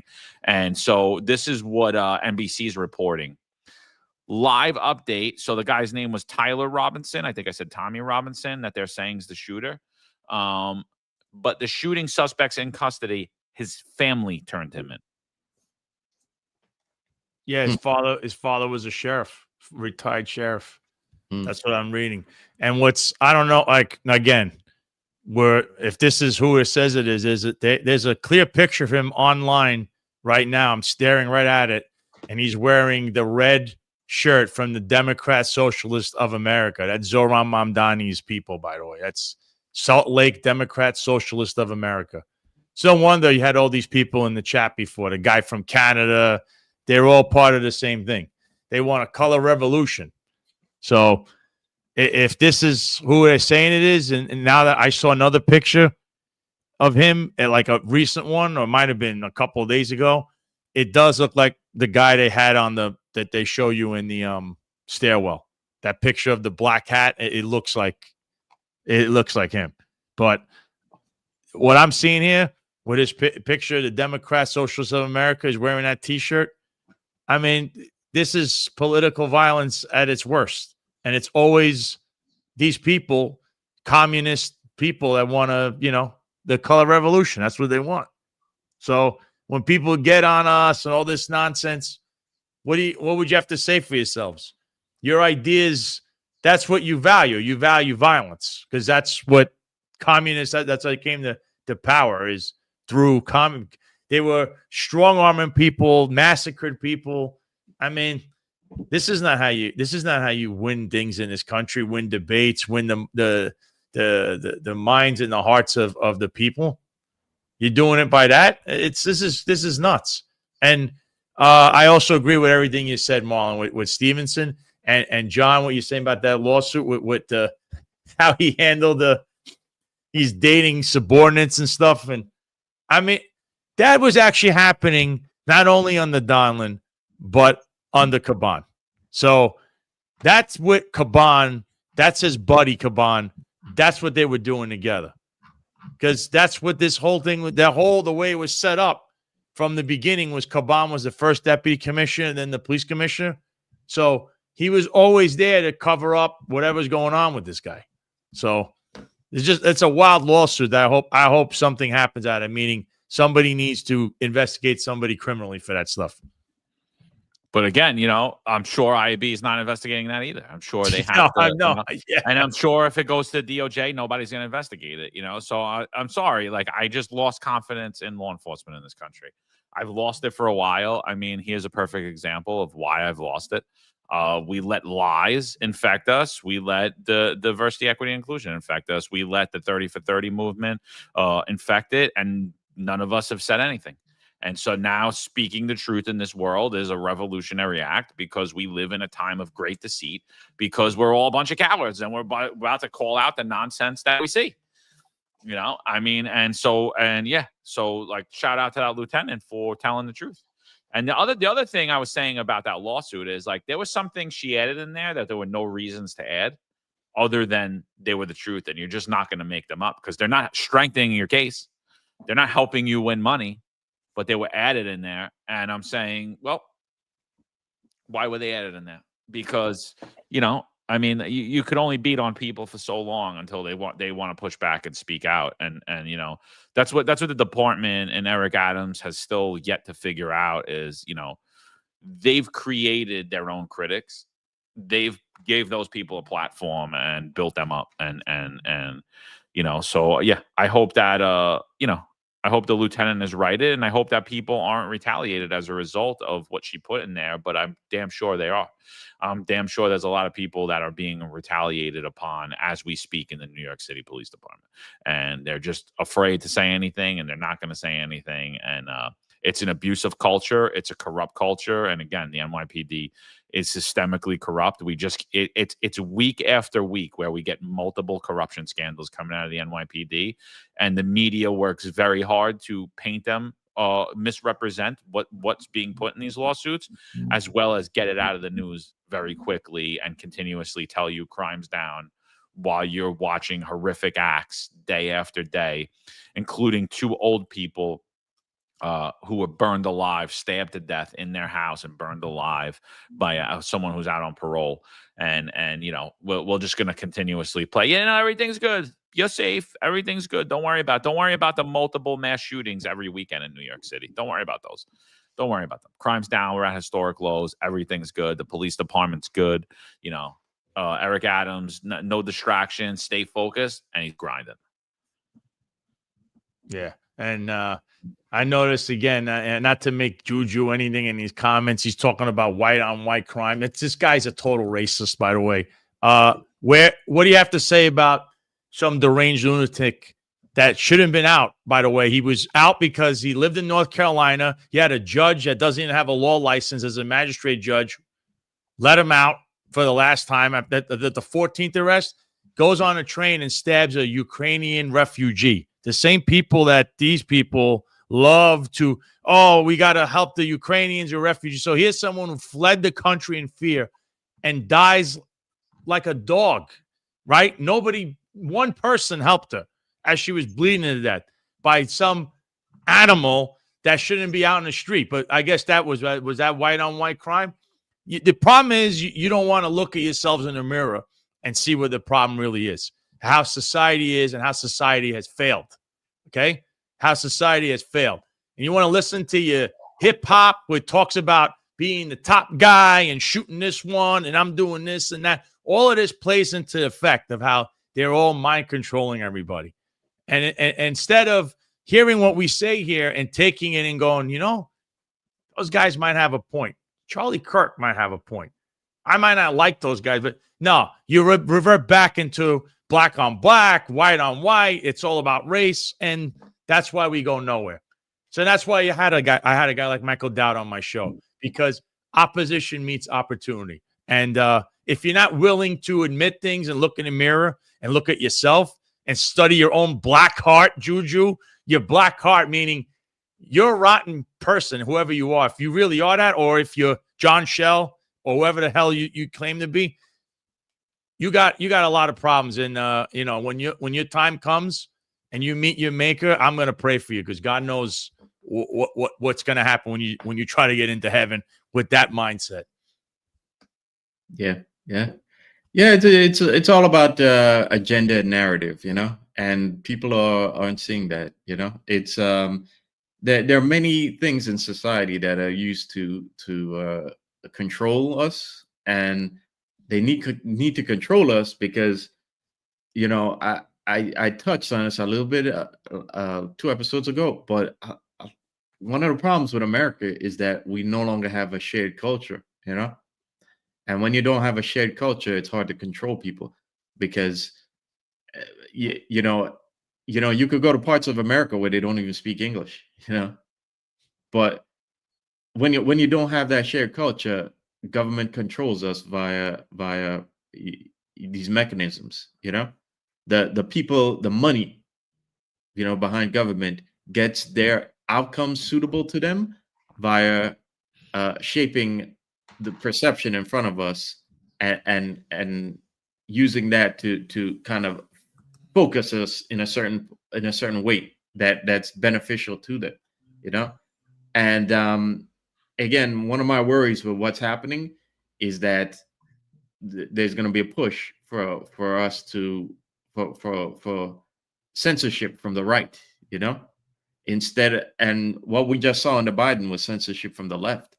But this guy, the shooter is a leftist, you're steadily going to hear the drumbeat of we got to restrict what people, we got to restrict what people see online, and maybe you're going to need ID to get online soon. Okay.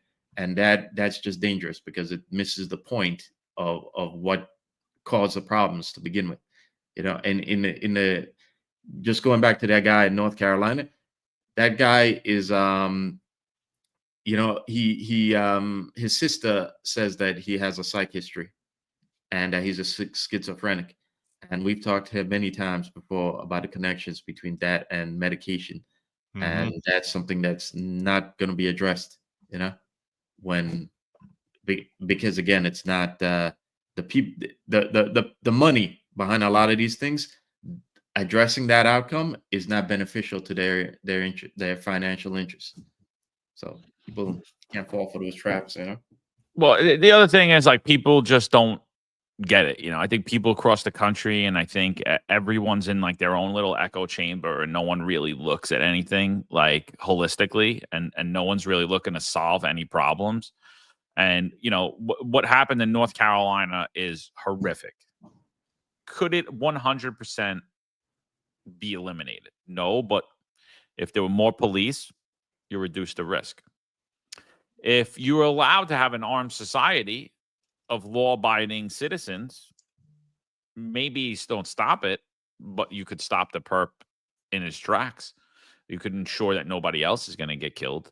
I did an episode a long time ago on two-way carry, you're carrying in New York City. I know this happened in North Carolina, but I'm just going to use New York City for an example because I often travel through Carolina or South Carolina, and everywhere I go, no gun. You're not allowed to bring a gun in here. You're not allowed to bring a gun in here. And New York City, if you have a concealed carry permit, if you're retired law enforcement or you're law enforcement, you're excluded from this. But if you're just a law-abiding average citizen, business owner, and you have a concealed carry permit, you're not allowed to bring that firearm on mass transit.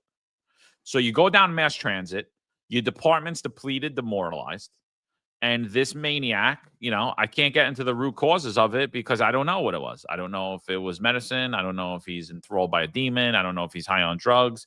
I don't know what it is. But he brutally murders this girl, and then he walks away. Everyone's sitting there. No one reacts to it. And you're basically there defenseless because what do you really do at that point? What could you really do? You have a very large man with a knife, and you're unarmed, and there's no cops around. You're getting stabbed, even if you know how to fight. Even if you're a boxer, even if you know how to do jiu-jitsu. If you're going one-on-one, you're getting stabbed. But if you were armed, you could put him down, right? But you're not. You're left defenseless, and you're left there to fend for yourself. And and God forbid he wasn't armed, and you saw somebody, and you saw someone acting irrational and schizo, and you feared for your safety and for the safety of others, and you intervened like Daniel Penny. You know what happens there too. So I think we need to not only look at the root problems, the root causes, what you're saying, the psychoactive medicines and all that. We 100% need to look at the long-term solutions, but short-term solutions, we should be across this country strengthening our God-given right to Second Amendment to be able to protect ourselves and protect others. And we should be strengthening Good Samaritan laws across this country. And we're not doing that. What we're doing is we're weakening everything. We're disarming you. And we're saying, no, it's not us. It wasn't the cop's fault. You did that. Sue him. We're throwing him in jail. And you're being held accountable for the mess that these people have created. And when I say these people, I mean our elected officials or the lawmakers. Yeah. I see, again, I see this guy in the comments talking about Roger Stone and stuff. Look, you criticizing us as cops for the Second Amendment and stuff. And, the reason guns were even created way back in the time was why people were chucking spears and using archery. Like they had like bow and arrows. So in order to stop those people, they came up with guns. They invented guns. And it was always designed to protect yourselves. All right. Now, if you with this deranged, some of you out there with this deranged mentality of you liked what you saw the other day, or like this kid, I gotta be honest, you gotta pray for a guy like this. 22 years old. This is a kid that recently got indoctrinated into the stuff that this other guy and some of these people in here today are all involved in.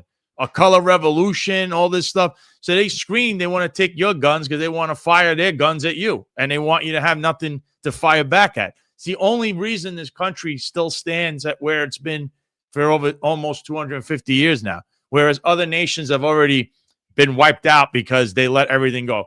Look at Australia. Look at the crime. Look at England and London.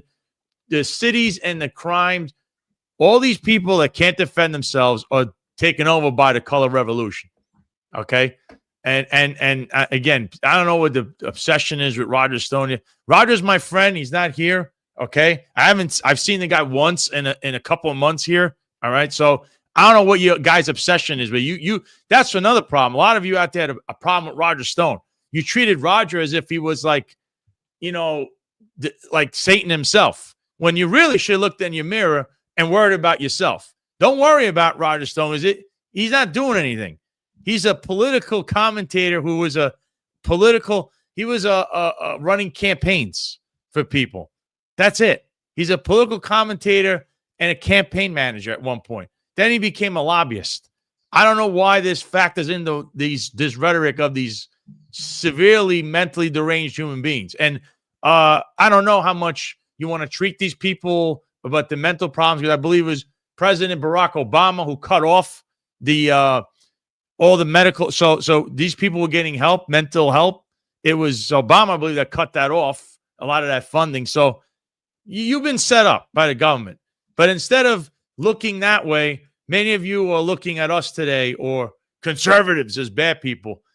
Look at yourself. Everything starts from within. I think Charlie Kirk said that. I think Jesus said that. Everything starts from within. You got to look at yourself first. All we're doing, we point to corruption and what's bad, and we want to make a change so everybody moves forward together. But some of these people in this chat, and like this kid, you got to only pray and hope for the best for them, because they again, you need to find God, because that's what's absent in your life. Because you know what, humans, John and Marlon, you always feel in your life, no matter how rich you are, the richest guy on the planet, the richest female on the planet, and they always feel that something's missing. And that's because when God created you, he wanted you to be that way, because what you're missing is you want to feel closer and be closer to God. But these people here aren't close to anything. Like Bill Maher doesn't believe in God. I don't know why he lives his life, because what does he believe in? What do you think? Everything's just a Big Bang Theory and stuff? Good luck with that. That's what's missing in the world is God. You need to believe in God and have faith. All right, let's start to wrap this up. All right. So there was a big fashion show, people being murdered on the streets in New York. There's chaos everywhere in the New York City Police Department, corruption scandals abroad from New York City Mayor's or Eric Adams' office. People are celebrating the death of a 31-year-old man. But yet, the deputy mayor of public safety, he found his true calling, being a runway model. Here's the illustrious Kaz Daughtry.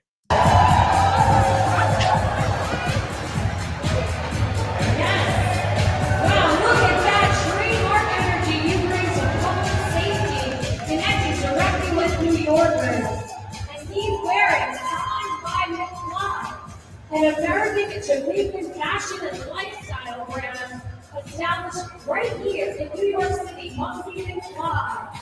Check out here's.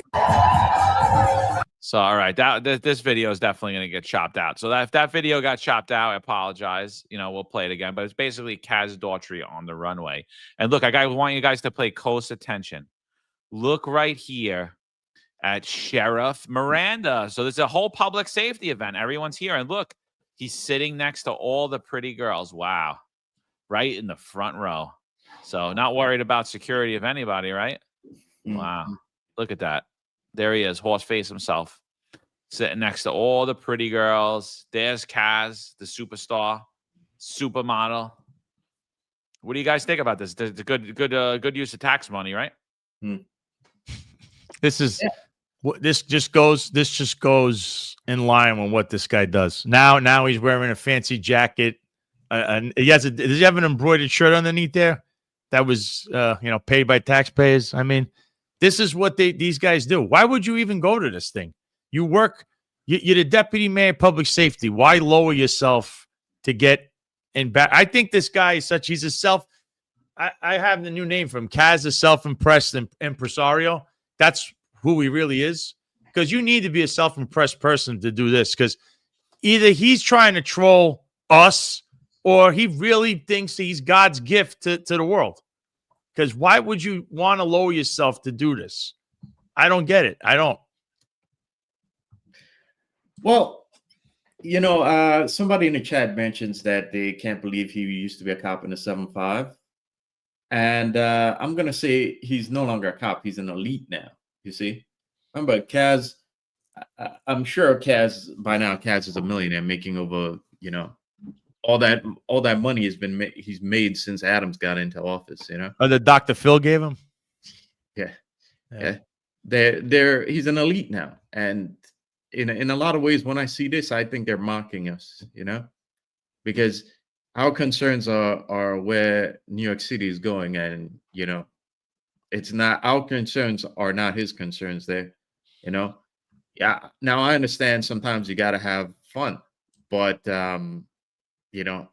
is now the appropriate time for that. Considering all that's happened, would you, and all the scandals and all the criticism, would you go up there and do that? I wouldn't, because I think you're just mocking the public now because they don't care about your concerns.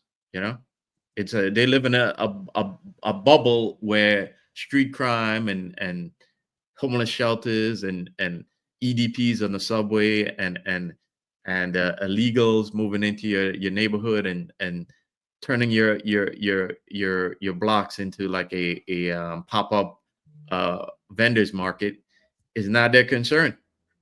And that we're seeing here in this tone deaf behavior right now. I mean, honestly, you should be embarrassed. You should be embarrassed. You're a law enforcement official. You should be embarrassed to partake in this. But they're not. They're not embarrassed. Like, that's the thing. Like, look at the sheriff sitting there with that stupid face on. Look at Kaz. Like, they're not embarrassed by this at all. And it just shows their lack of humility and their lack of humanity. What's your job? It's to be involved in public safety, and you have failed to provide that to the people in New York City. Violent crime has increased since the moment you guys came into your positions. It's increased significantly, close to 30%. It remains up there, and nobody cares. It's like, yeah, it's just time to party. It's time to be out there. And like, fashion show, like, this guy's probably one of the worst dressed New York City officials. And that's saying something, because cops are traditionally terrible dressers. Like, you know what I mean? They wear these cheap suits, the blue, the black, the gray. They have no idea how to dress. And so, like, to put this kid up there, like that he's some type of fashionista, and for him to not be ashamed, it's honestly, it's disgusting. I mean, look at it. Like, it really is. Like, and by the way, you guys paid for this. I just want you guys to understand that. Like, you paid for this. This is disgusting only because, again, there was a shooting that night. I think there was a level 3 called in New York City. There were precincts not even staffed with the right amount of personnel as per usual, and this guy thinks it's time to go do this. Meanwhile, he wants to take all the kudos for all the hard work of the rank and file, and then he also transferred people for not having them salute him, which they shouldn't have because he was an assistant commissioner at the time. That's the guy you have on screen right there. That's who this man is. December 31st cannot come soon enough because that's the day you will be unemployed as of midnight, December 31st into January 1st. Yeah. Now, this is on the local level, but I'm seeing this in the political, the national level too. Yeah, this is They're coming all out of the mocking. White House. 100%. This is Yes, yes. coming out of the White House. They're throwing Yep. memes out. I'm like, what the hell? What is this? Yeah, you're having dinners with like people who people who MAGA elected you to go after, like Gates. Yeah. Yeah. To me, they're just like mocking us. Like, you're concerned. We don't care about your concerns. Okay. We're having a good time, and that's all that matters. And again, this goes back to that battle that we're going to have soon, because two things are coming to a head. People are getting tired of this, and people are seeing their communities change. They're losing their jobs. They're losing they're unhappy with the way things are going in this country. And at the same time, you're getting a lot of hubris from the people who are supposed to be in charge. And this is why the debate on speech is coming, because as more people speak out about this, it's not beneficial that all these problems come to light and are being openly spoken about. And I just want to point out one thing. Javier Milei just lost. His party just got a shellacking in one of the provinces in Argentina. And why should you care? Well, because the midterms are going to be coming up soon. And as we've said many times on the show, there's only so much the public can take when they see that their concerns are being clearly ignored by leadership. And when they get to that booth and they think to themselves, am I happy with what has happened? Has my life improved for the better? They're going to respond. And it's things like this are not a good look.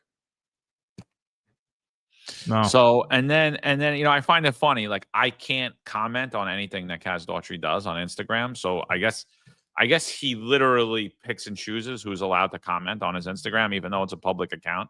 Not that I care, because I'll just go around them anyway.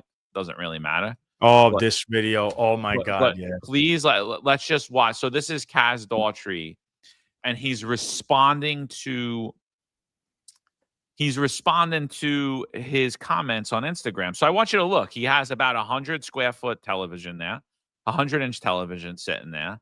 He has a casting couch. I mean, look at the size of the couch that he has. Most New Yorkers don't have a couch that big because they don't live in an apartment that's big. But Kaz Daughtry has a wraparound couch, casting couch on there. I wouldn't sit on that couch if I was you guys. I'm sure there's many men that have, but I would not be one of them. So, and this is all right next to One Police Plaza in a leased building. So his office is sizable. He has a sizable office with a beautiful view. And let's see what your tax dollars paid for prior to him being on the runway. You paid for that hat too. Public safety, Kaz on the back, New York City on the front. Let's see what his let's see what Kaz did. Oh, this fuck's texting me. Kaz, what's up? When you get a chance, check your comments here on social media. You got some really good stuff. They need your help. Okay, hold on a second.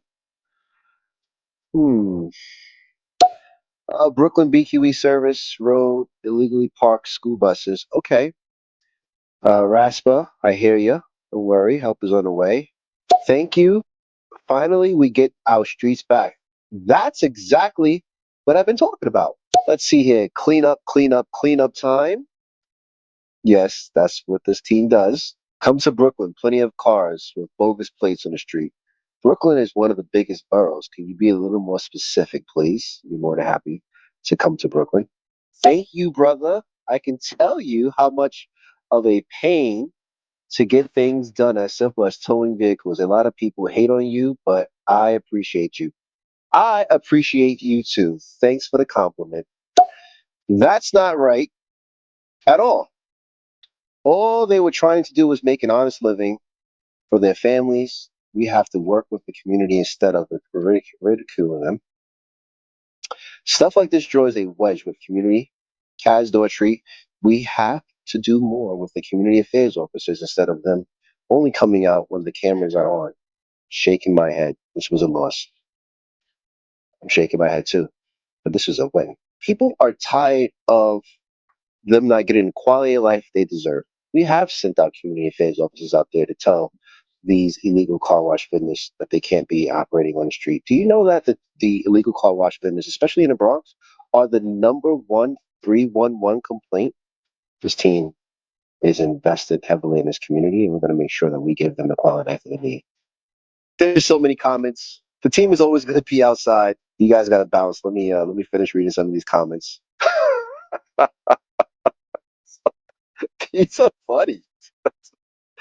I, thank you so very much. Great work. I'm telling you, these comments are funny. What do you, I'm like I don't I'm like speed. I don't even think I have anything to say. Like I mean, like day one he needs to be fired. Like day one.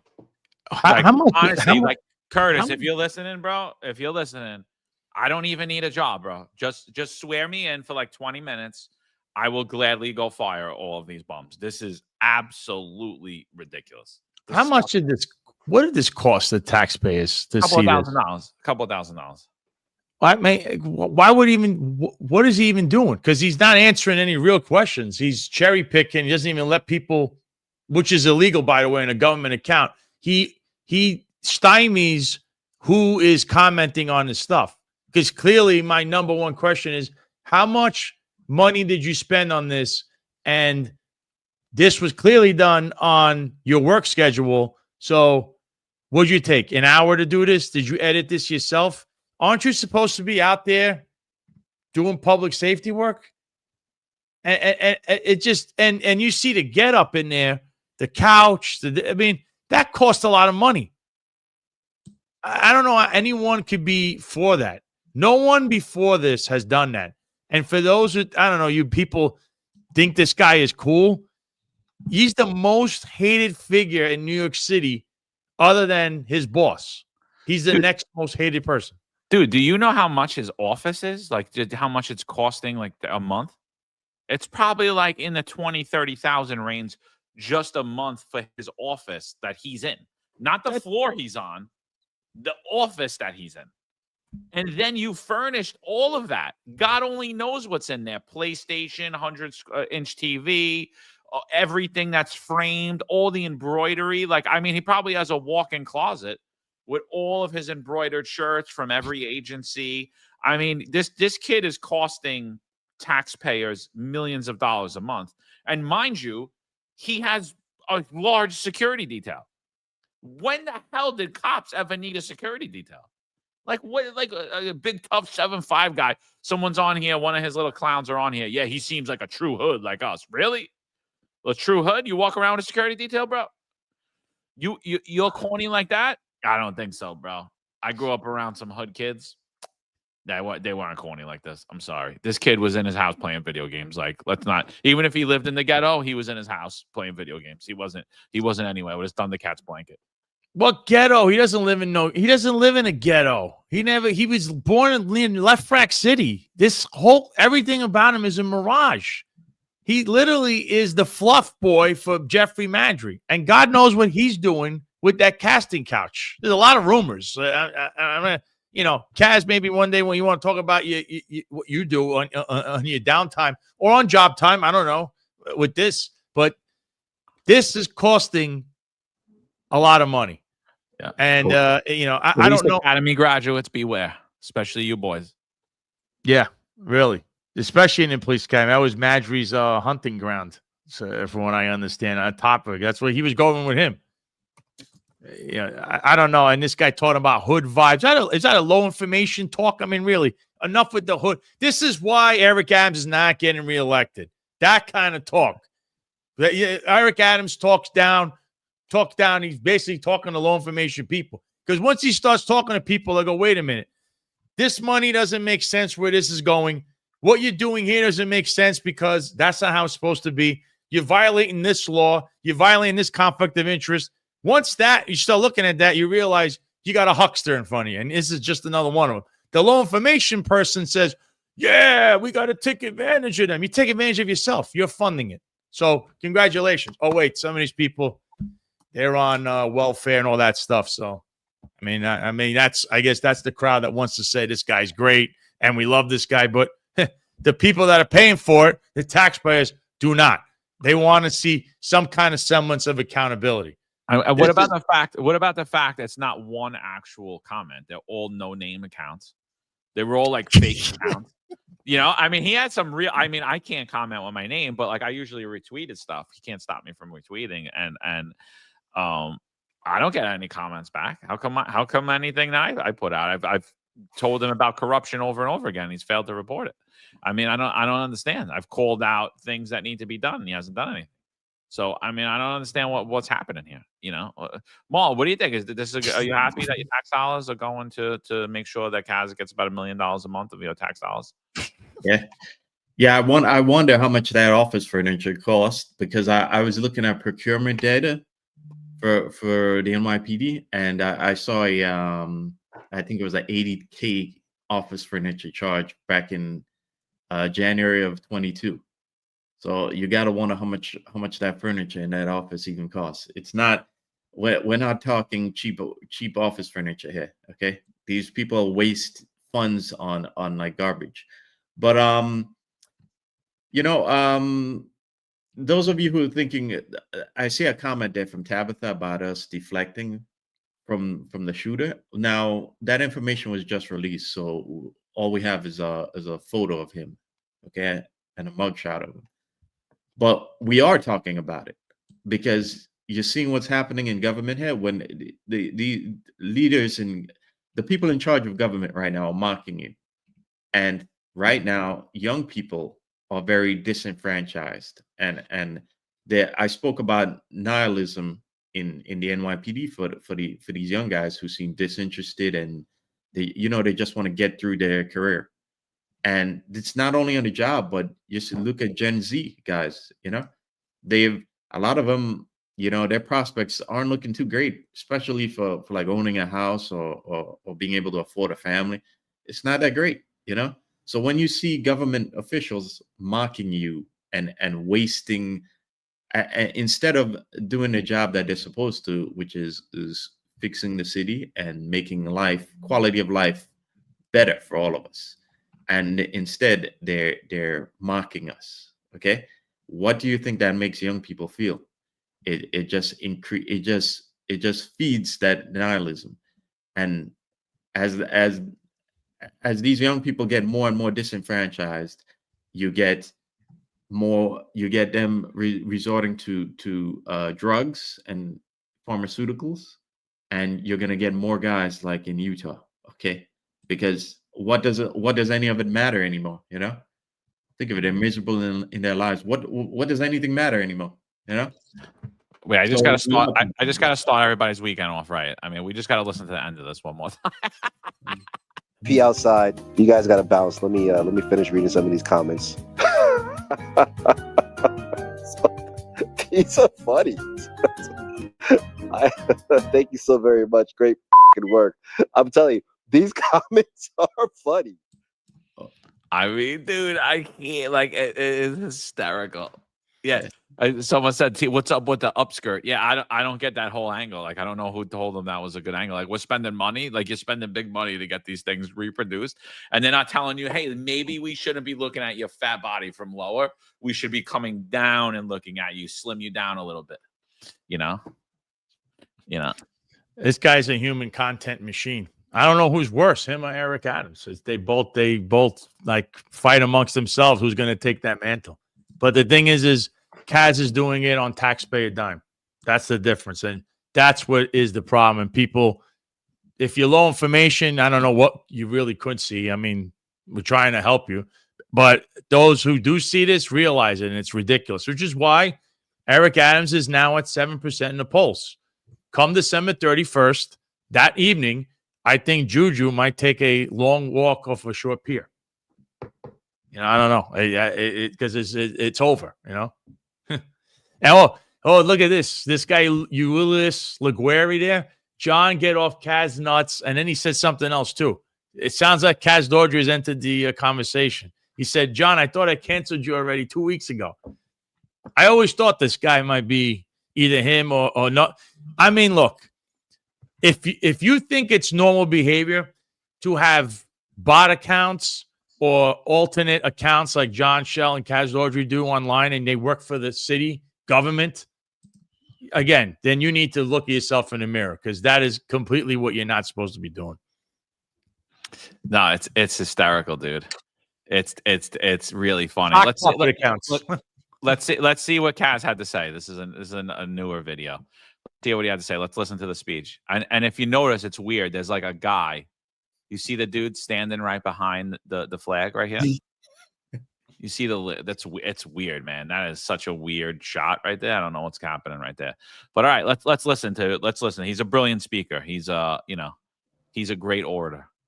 Thank you, everyone. My name is Kaz Daughtry, and I'm the Deputy Mayor for Public Safety here in New York City. And thank you to the Department of Homeland Security Investigations for inviting me to this meaningful ceremony. 24 years ago today, our city was met with the unimaginable tragedy. We remember where we were. We remember the fear, the shock, the loss, thousands of lives. Families changed forever, and our city would also change forever. But the most remarkable moment was on September 12th, when we, as a city, got up. It was a symbol of our resiliency, our invincibility as a city and a country. New York City is safer today because of the strong relationships that we have built with our federal partners. The collaboration between local government and agencies like HSI is critical, and is also rooted in mutual respect, trust, and shared mission for keeping people safe. We will never forget the heroes. We will always remember those who gave their lives, the sacrifice they made for this city, and also the sacrifice they made for this country. Our heroes. Thank you. You know what's wrong about this video, though? He actually didn't do terrible in the speech, but you know what's wrong? Like, they shouldn't even be allowed in that building, and they should all be under investigation by HSI.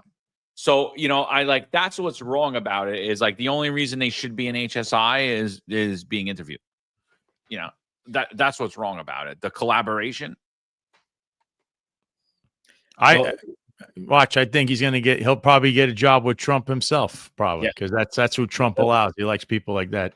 So I was just about to say that. Sorry, sir. Go ahead. No, don't be surprised. Don't be surprised if he doesn't end up in some cushy government gig, doing the same thing, making videos. So and responding to comments on social media, being a social media star and a runway star. But then using sock puppet accounts on top of it, which it goes against everything you are as what's the point of you having all these sock puppet accounts like we see here today? Like you see online, Frank Farillo with John Shell, and he's had a couple other ones. Be a man and do it. You can't, because that violates the Hatch Act. But Trump's not going to prosecute you all. Are you going to put his name on that golf course? Oh, that's right. It's not happening. So I don't know what deal you guys made, but I don't know. If this is like one corrupt little circle, you all deserve each other. There it is. Look at it. This is the best. This describes public safety in America and public safety in New York City in one photo. If a photo could talk, this thing is screaming 10,000 words at America right now and at New York City and anyone that sees what's happening in this country. This is some photo, huh? And he definitely photo bombed them too. He's like, let me get in there. That is. Yeah, Kaz will be the next deputy of the deputy of the deputy of the FBI. He's such a great guy. Let's don't mind all the corruption and all the lawsuits, all the sexual harassments, all that stuff. That doesn't exist. That's what goes well in this administration, which shows you why you see things the way they're being run today, whether it's locally or nationally. Yeah. Ulysses says he's not worried about you, Sal, but he's going to cancel me ASAP. John, go make some college. Well, I already made more than you in my career. So, and then I got cut short, unfortunately. So I'm sorry. I not able to make any more for you, John, but I wouldn't anyway, because, I don't believe in the leadership of the city anymore. So in the exact improper direction. So, I mean, it sucks. The truth is a terrible, terrible, terrible thing. The truth could ultimately cost you your life. The truth could also ultimately cut your life short, could have you expelled from institutions that you served into, expelled from your community, expelled from your church, expelled from your family, expelled from your friends. But it does not alleviate your obligation to speak the truth. So Ulysses, I'm very sorry that the truth hurts you. And I worked in building maintenance, but I could definitely run the NYPD much better than you guys could, and definitely be a better deputy mayor of public safety than Kaz Daughtry ever could. So you could call me whatever you like. I'm actually gonna take your advice for Halloween, and I will be John the Builder for Halloween. Thank you, guys. But actually, Kaz Daughtry was the builder. He wore that stupid hat at the bridge. Oh, it's structurally safe here. What class did Kaz Daughtry take? You had the freaking Brooklyn Bridge open with damage on it. And Kaz said it's great. He's not an engineer, but let's all listen to him. I mean, really.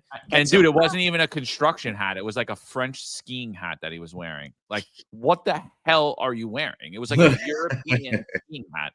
And then remember Shepard was wearing it too? Yep. Like they were wearing like French like skiing hats. Like who the hell? Like what are you out of your mind? But that's what I'm saying. Like that, you're a taxpayer, you're a citizen, and this idiot is saying the bridge is safe because I said so. The engineers aren't even done looking at it. That bridge was hit with a ship, a solid steel ship. It's over like 100+ years old, and he's saying it's great because I'm the deputy mayor of public safety. So that I have a degree in being a deputy mayor of public safety. So the bridge is okay. And everyone just said, okay, well, that's great. Are you crazy? I can't believe that. Oh, it's hysterical, dude. But yeah, Juju's in here. We got them all in here today. So we appreciate you guys for joining us. Appreciate you for having this free speech moment, honoring, in my opinion, an American hero, Charlie Kirk. Horrible to watch somebody's life get short for speaking the truth. But again, that's our obligation. Is it worth it? Yeah, it is. It's absolutely worth it. It's worth it to not be with a bunch of cucks like them and to be hood. Eric Adams, let me tell you something. I don't know any man in the hood that gets their feet done and wears an ankle bracelet. So I don't know what the hell you guys are talking. That shit ain't hood. Kaz Daughtry with a Thundercat blanket ain't hood. John Shell obsessing over social media is not hood. You know what I mean? Like, well, he killed somebody. Where's the hood people? He killed. Technically, the way these low information people are thinking, didn't he kill someone that you guys would reason with? I know what these people are, and I know what they are. He killed an unarmed black guy. Where are you guys? Oh, but you're all cheering John Shell. He's standing next to Kaz Daughtry and with the president. The same. Look, these guys saying they hate Trump, all this stuff. Kaz Daughtry is pictured with the president trying to suck up to him with John Shell. You have no, but I'm telling you, he's going to be the first one when he gets a job. He's the greatest. Trump. You'll see the complete turnover of this stuff. Oh, yeah. I understand why the shooter was caught by his father, who's a retired cop who turned him in. I understand now. I see that whole photo. So John, shout out to you, John. He says, I need to get off Kaz's nuts. Well, I just want to tell you, it would be very easy for us if he acted like a professional and on social media and didn't make a fool of himself. But he continuously makes a fool of himself. And so Friday, he gives us a lot of great content. So I thank you guys for doing that, because without you, I really don't know what this podcast would be, and that's why I continuously say 4 more years of Eric Adams. It's a bad thing for New York City. It's a bad thing for your health care. It's a bad thing for retiree health care. It's going to be a bad thing for your pensions. It's going to be a bad thing if you want to live in a safe New York City. It's actually going to cause homeowners' property value to not increase, but decrease. It's all a bad thing all around, except for content. The Eric Adams Show, it is a content machine. They are absolutely entertaining. So, yeah, because there's a bunch of people kissing your ass, guys, just remember, they're talking a lot of smack behind your back, and they're sending it all to us. So appreciate you guys. Guys, anything before we wrap it up out of here? Let everybody go enjoy their Friday. Yeah. Shout out to Eric Adams for creating us. Okay. Just remember that you created us. We could have been on patrol right now. Yeah. Okay.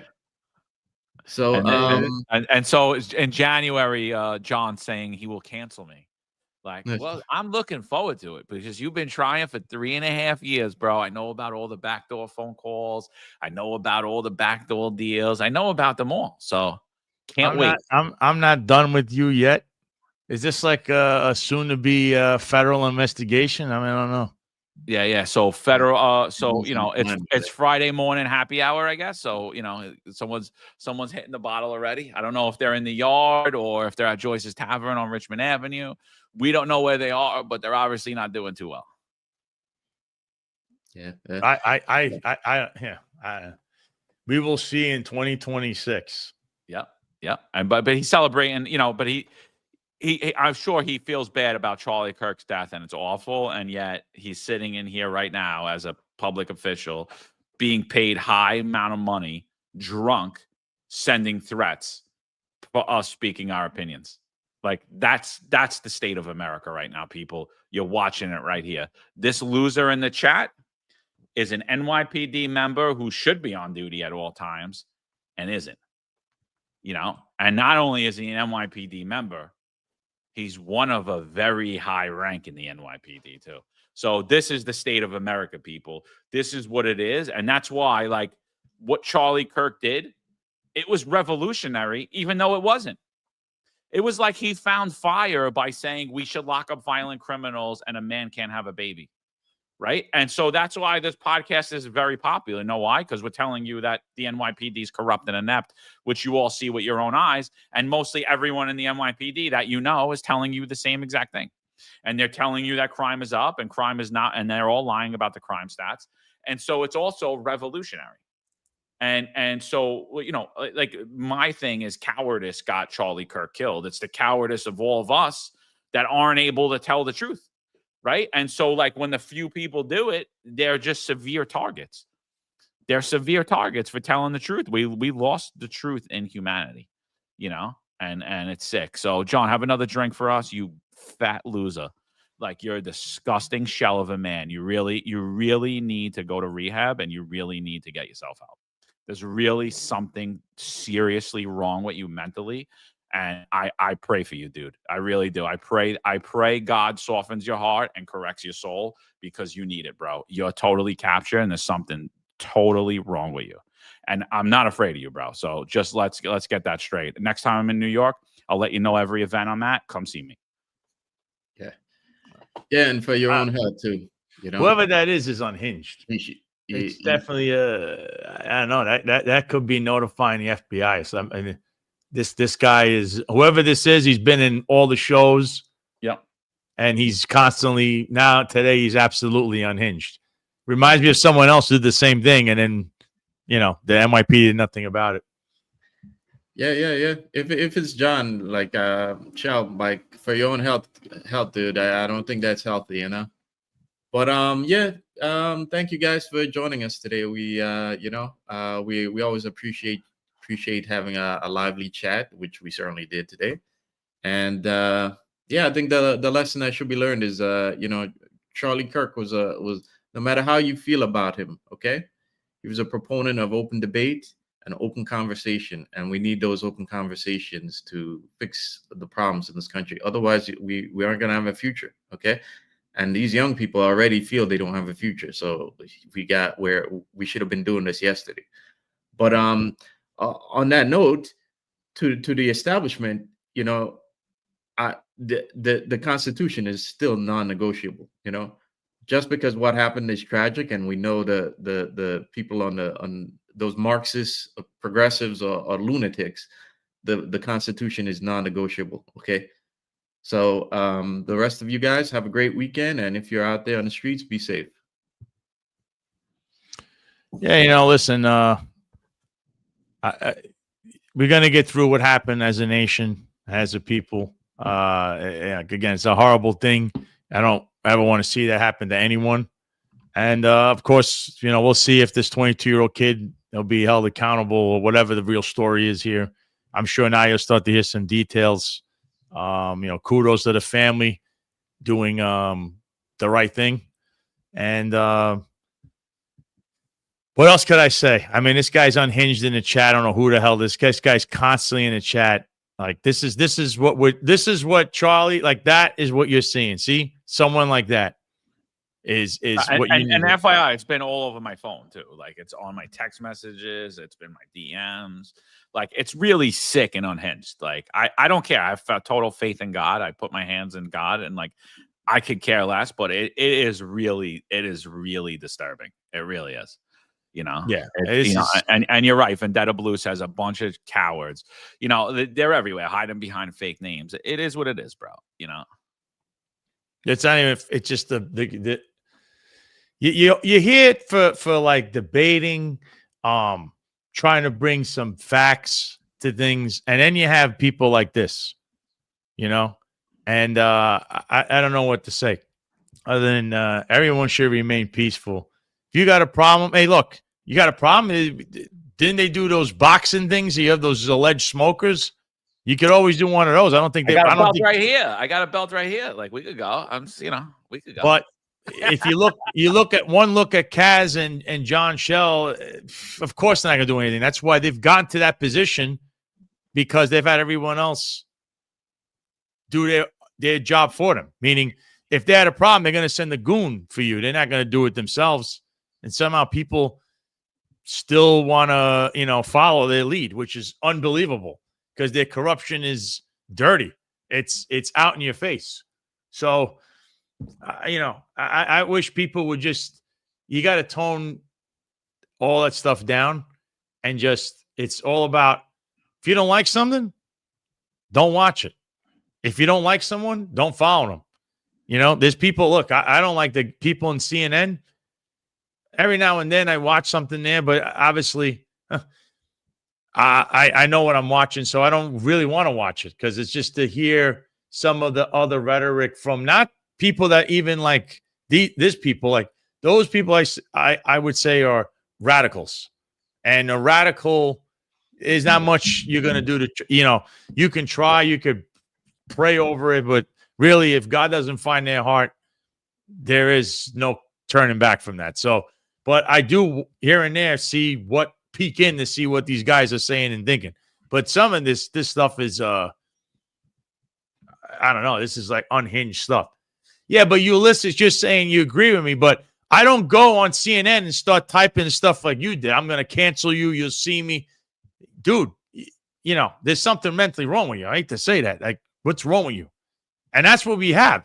And after what you saw the other day, things like that, my friend, are going to be taken serious. So when people get their doors busted in, don't say, oh, this is an overreach. The temperature is high and you want to keep throwing gasoline on the fire. That's all I'm saying. We're trying to tone this down and trying to be civil, and you're acting like a savage. I mean, I'm making threats in the chat, making threats and behind fake names and DMs and text messages. I mean, it's honestly unhinged, dude. It is. But you know what? It again, it just shows like if you're a target, it's because what you're saying is proper, right? And our Lord and Savior Jesus Christ, why was he killed? Ultimately, he was killed for speaking the truth, right? He wasn't violent. He didn't say anything wrong. And that's what we see throughout history is like the truth is most people don't have the courage to speak it because it is a very harsh reality. But we're required to do it as Americans. And I honestly believe it's the ultimate form of love to give to somebody. Instead of me coddling you and be like, oh no, you're doing great. Yeah, you're homeless in the street and you're drug addicted. Everything's good. Don't worry. I'm gonna get you some fresh needles, honey. Instead of doing that, and telling someone like, no, you're a loser. You're going to die in the street in the cold weather. And you disgraced your family and you disgraced yourself and you disgraced your name. And that's love. That's love. Giving you a fresh set of needles, that's not love. Leaving you out in the street to die, that's not love.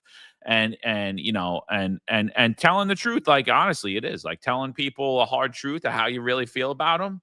It's not an easy thing to do, but that's ultimate love. And that's, you know, and that's what it is. So we're going to keep doing it. We're not going to be deterred by the haters. You know, I won't lie. When I saw what happened to Charlie Kirk, start again, all these messages, right? Everybody's like, oh, I'm praying for you. You know, you should really be careful. A lot of people hate you, blah, blah, blah, blah, blah, blah. And I'm getting on, and like fear like swept over me for like 10, 15 minutes. I like went outside. I like sat in the sun. And I'm like, oh, wow. I was like, this really is a scary time. You know, it's like really scary. Like this kid was murdered for, you know, nice kid, much nicer than I am, you know, and and I'm like, you know, and I'm like, wow. I was like, this is crazy. And then I'm sitting there and I'm saying to myself, like, is it worth it? Like for Charlie, like thinking for Charlie, like, was it worth it to have his life cut short? Was it worth it to leave his wife widowed? To have his kids grow up without a father, and not that any of those things he would ever want those things, or anybody should disregard how horrible it is that those are the realities. But at the end of the day, standing up for the truth is worth your life. It is. And you know what? And however you feel about Charlie Kirk, he's going to go down as a hero in America, and honestly, and not just in America, he's a Christian martyr. Because he spoke God's word. He was unafraid to it. And he civilly debated people. I seen him debate transgender people. I seen him debate gay people. And he gave them a floor and he treated them respectfully. He said he didn't agree with their decisions, but that's how he felt. And he wanted to get to understand them better. And he was murdered as a result of that. And I don't know why he was murdered. I don't know if it was this crazy leftist kid. I don't know if someone put it up to it. I don't know if it was psycho medications. We don't know anything right now at this point. But again, I still leave those three options open. A maniac, a foreign government, our own government. He was a powerful figure. He was a powerful figure because he told the truth. He was a powerful figure because he had the ability to sway elections and to sway public opinion. And if you noticed, because I noticed, and again, I didn't like Charlie Kirk getting involved in the New York City mayor election. I didn't want to hear his thoughts on it whatsoever. But if you noticed, he did not go along with the other conservative bros. He wasn't posting all the same nonsense, and there was definitely something happening there as well. So, and Charlie had reverted towards God, you know, and he did that over the last few years. So there's definitely something there. And yeah, it's a scary day in America, but not any scarier than it's ever been. We're still the softest, weakest generation that's ever been. And that's why our freedoms are coming up, because we don't have men to be like, no, I'm going to say what the hell I want because it's my First Amendment right. I'm going to get a gun license because it's my Second Amendment right. I'm going to protect my family if I have to. And I'm going to tell my daughters and my son the truth, that they can't be boys and girls. And I'm going to tell them to believe in God. And I'm going to tell them to go to church. And I'm not going to buy into the lies that I'm being told. Oh, just take this and you'll all be safe. Take this so you can be a patriot. Take this so you could eat. Take this so you could play. Take this so you could go work out. No, I'm sorry. No, I'm not going to say that. I'm not going to do that. I'm not just going to be like, okay, yeah, okay, it's good. We're all good now. Oh, yeah. Shut the beaches down. Shut the churches down, but leave the drugstores open. Leave the alcohol stores open. Leave the weed dispensaries open. Lock you in your house and tell you can't go to church, or you can't visit your sick parents, or you can't go to a nursing home, but you could go out on the street and riot. Oh, let's all stay inside and keep the old people who rarely come outside safe and steal 2 years from your children learning. Why'd that happen? Because we let lies infect this world out of fear. So push through that fear. Screw that. Sorry for my long-winded rant. Guys, if you want to go around one more time, I ain't going again. Yeah. No, I just want to say I'm not comparing Charlie Kirk to MLK, but something to keep in mind is that when MLK started getting off the program and MLK started criticizing the Vietnam War and about the inequities in wages and worker rights, he had to be removed from the stage.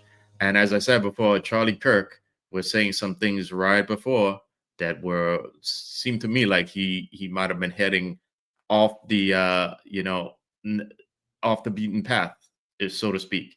And so it's just something to keep in mind here. Yeah, I see producer Jack's in the comments. He said the suspect's family are all registered Republicans. For anyone blaming the left, by the way, this is a systematic issue, not a political one. But I read that he had recently become indoctrinated into this whole political ideology. So I don't know what political, I don't know what that means, but he's a young kid, 22, impressionable. And I would guess that he got tied up when the wrong people getting in his ear, telling him about like some of the stuff you're hearing in this chat right now, whether it's Republican or Democrat, they're young, impressionable minds. But, I don't agree with everything that Charlie Kirk said, but no one deserves what happened. And anything he said could never be bad enough for you to do that. I don't know if anything anyone says could be bad enough for you to say, oh, this guy needs a bullet. Who are you to say that? Who are we to say that? Who are we to judge anyone? Yep. And it's gotten to the point you had an unhinged guy in here threatening John and everyone in here. For what purpose? I don't know. But I'm not going to say Charlie Kirk is at the same level as these other guys. I think everyone is their own, situation, their own thing. But they're similar in that they all had the same sort of background story where when you begin to challenge the establishment, that's what will happen to you. And that's what they repeat, they rinse and repeat the same thing. Whether it was MLK, JFK, RFK, Malcolm X, Charlie Kirk, now Trump, Ronald Reagan, they try to assassinate him. What are they trying to do? They want to take out someone who's anti-establishment or pushing the narrative saying, that's not what we should be doing. Boom. And that's the only way they know how to take it. They can't win an argument intellectually. If they can't win it by discussion, they try to win it by the barrel of a gun. And that is a communist tactic, whether you want to admit it or not, all these people in the chat. But you should really take everything you're hearing today, let it go in your head. And before you start sounding like a raging drunk lunatic, like someone just did in here today, really start thinking, because you need to not only need mental help, you need to find God. And I'll be praying for many people over the weekend after not only what I just saw, but what I'm seeing in this chat and with people. It's crazy times. I just hope and pray that cooler heads will prevail. Thanks for having me on again. I'll be back on Tuesday. And later on, I believe on Thursday, me and Marlon are going to break down the hair screening, the drug screening test in the NYPD and the entire debacle that took place in the trial room. And we'll break this down on Thursday, me and Marlon. And Tuesday, I forgot my guest I'm going to have on, but Tuesday I'm going to have a guest. But I'll be back on Tuesday. And once again, send my condolences to Charlie Kirk's family. And as of yesterday, it was 9/11. We should all never forget that. And actually, if you had that kind of patriotism today, you wouldn't have so much hatred that we're seeing in this chat and in the world. You should be together, because if you don't stand together, you fall apart separately. That's it, baby. Find us Unfiltered. Free speech, use it or lose it. There's a handful of retired officers that don't live in the state that have a lot to say about the dream team, as I like to call it. All of a sudden, they retire and have a master plan on how to fight crime, but nothing to contribute when they were here. They want to come back and be part of the dream team. What can I say?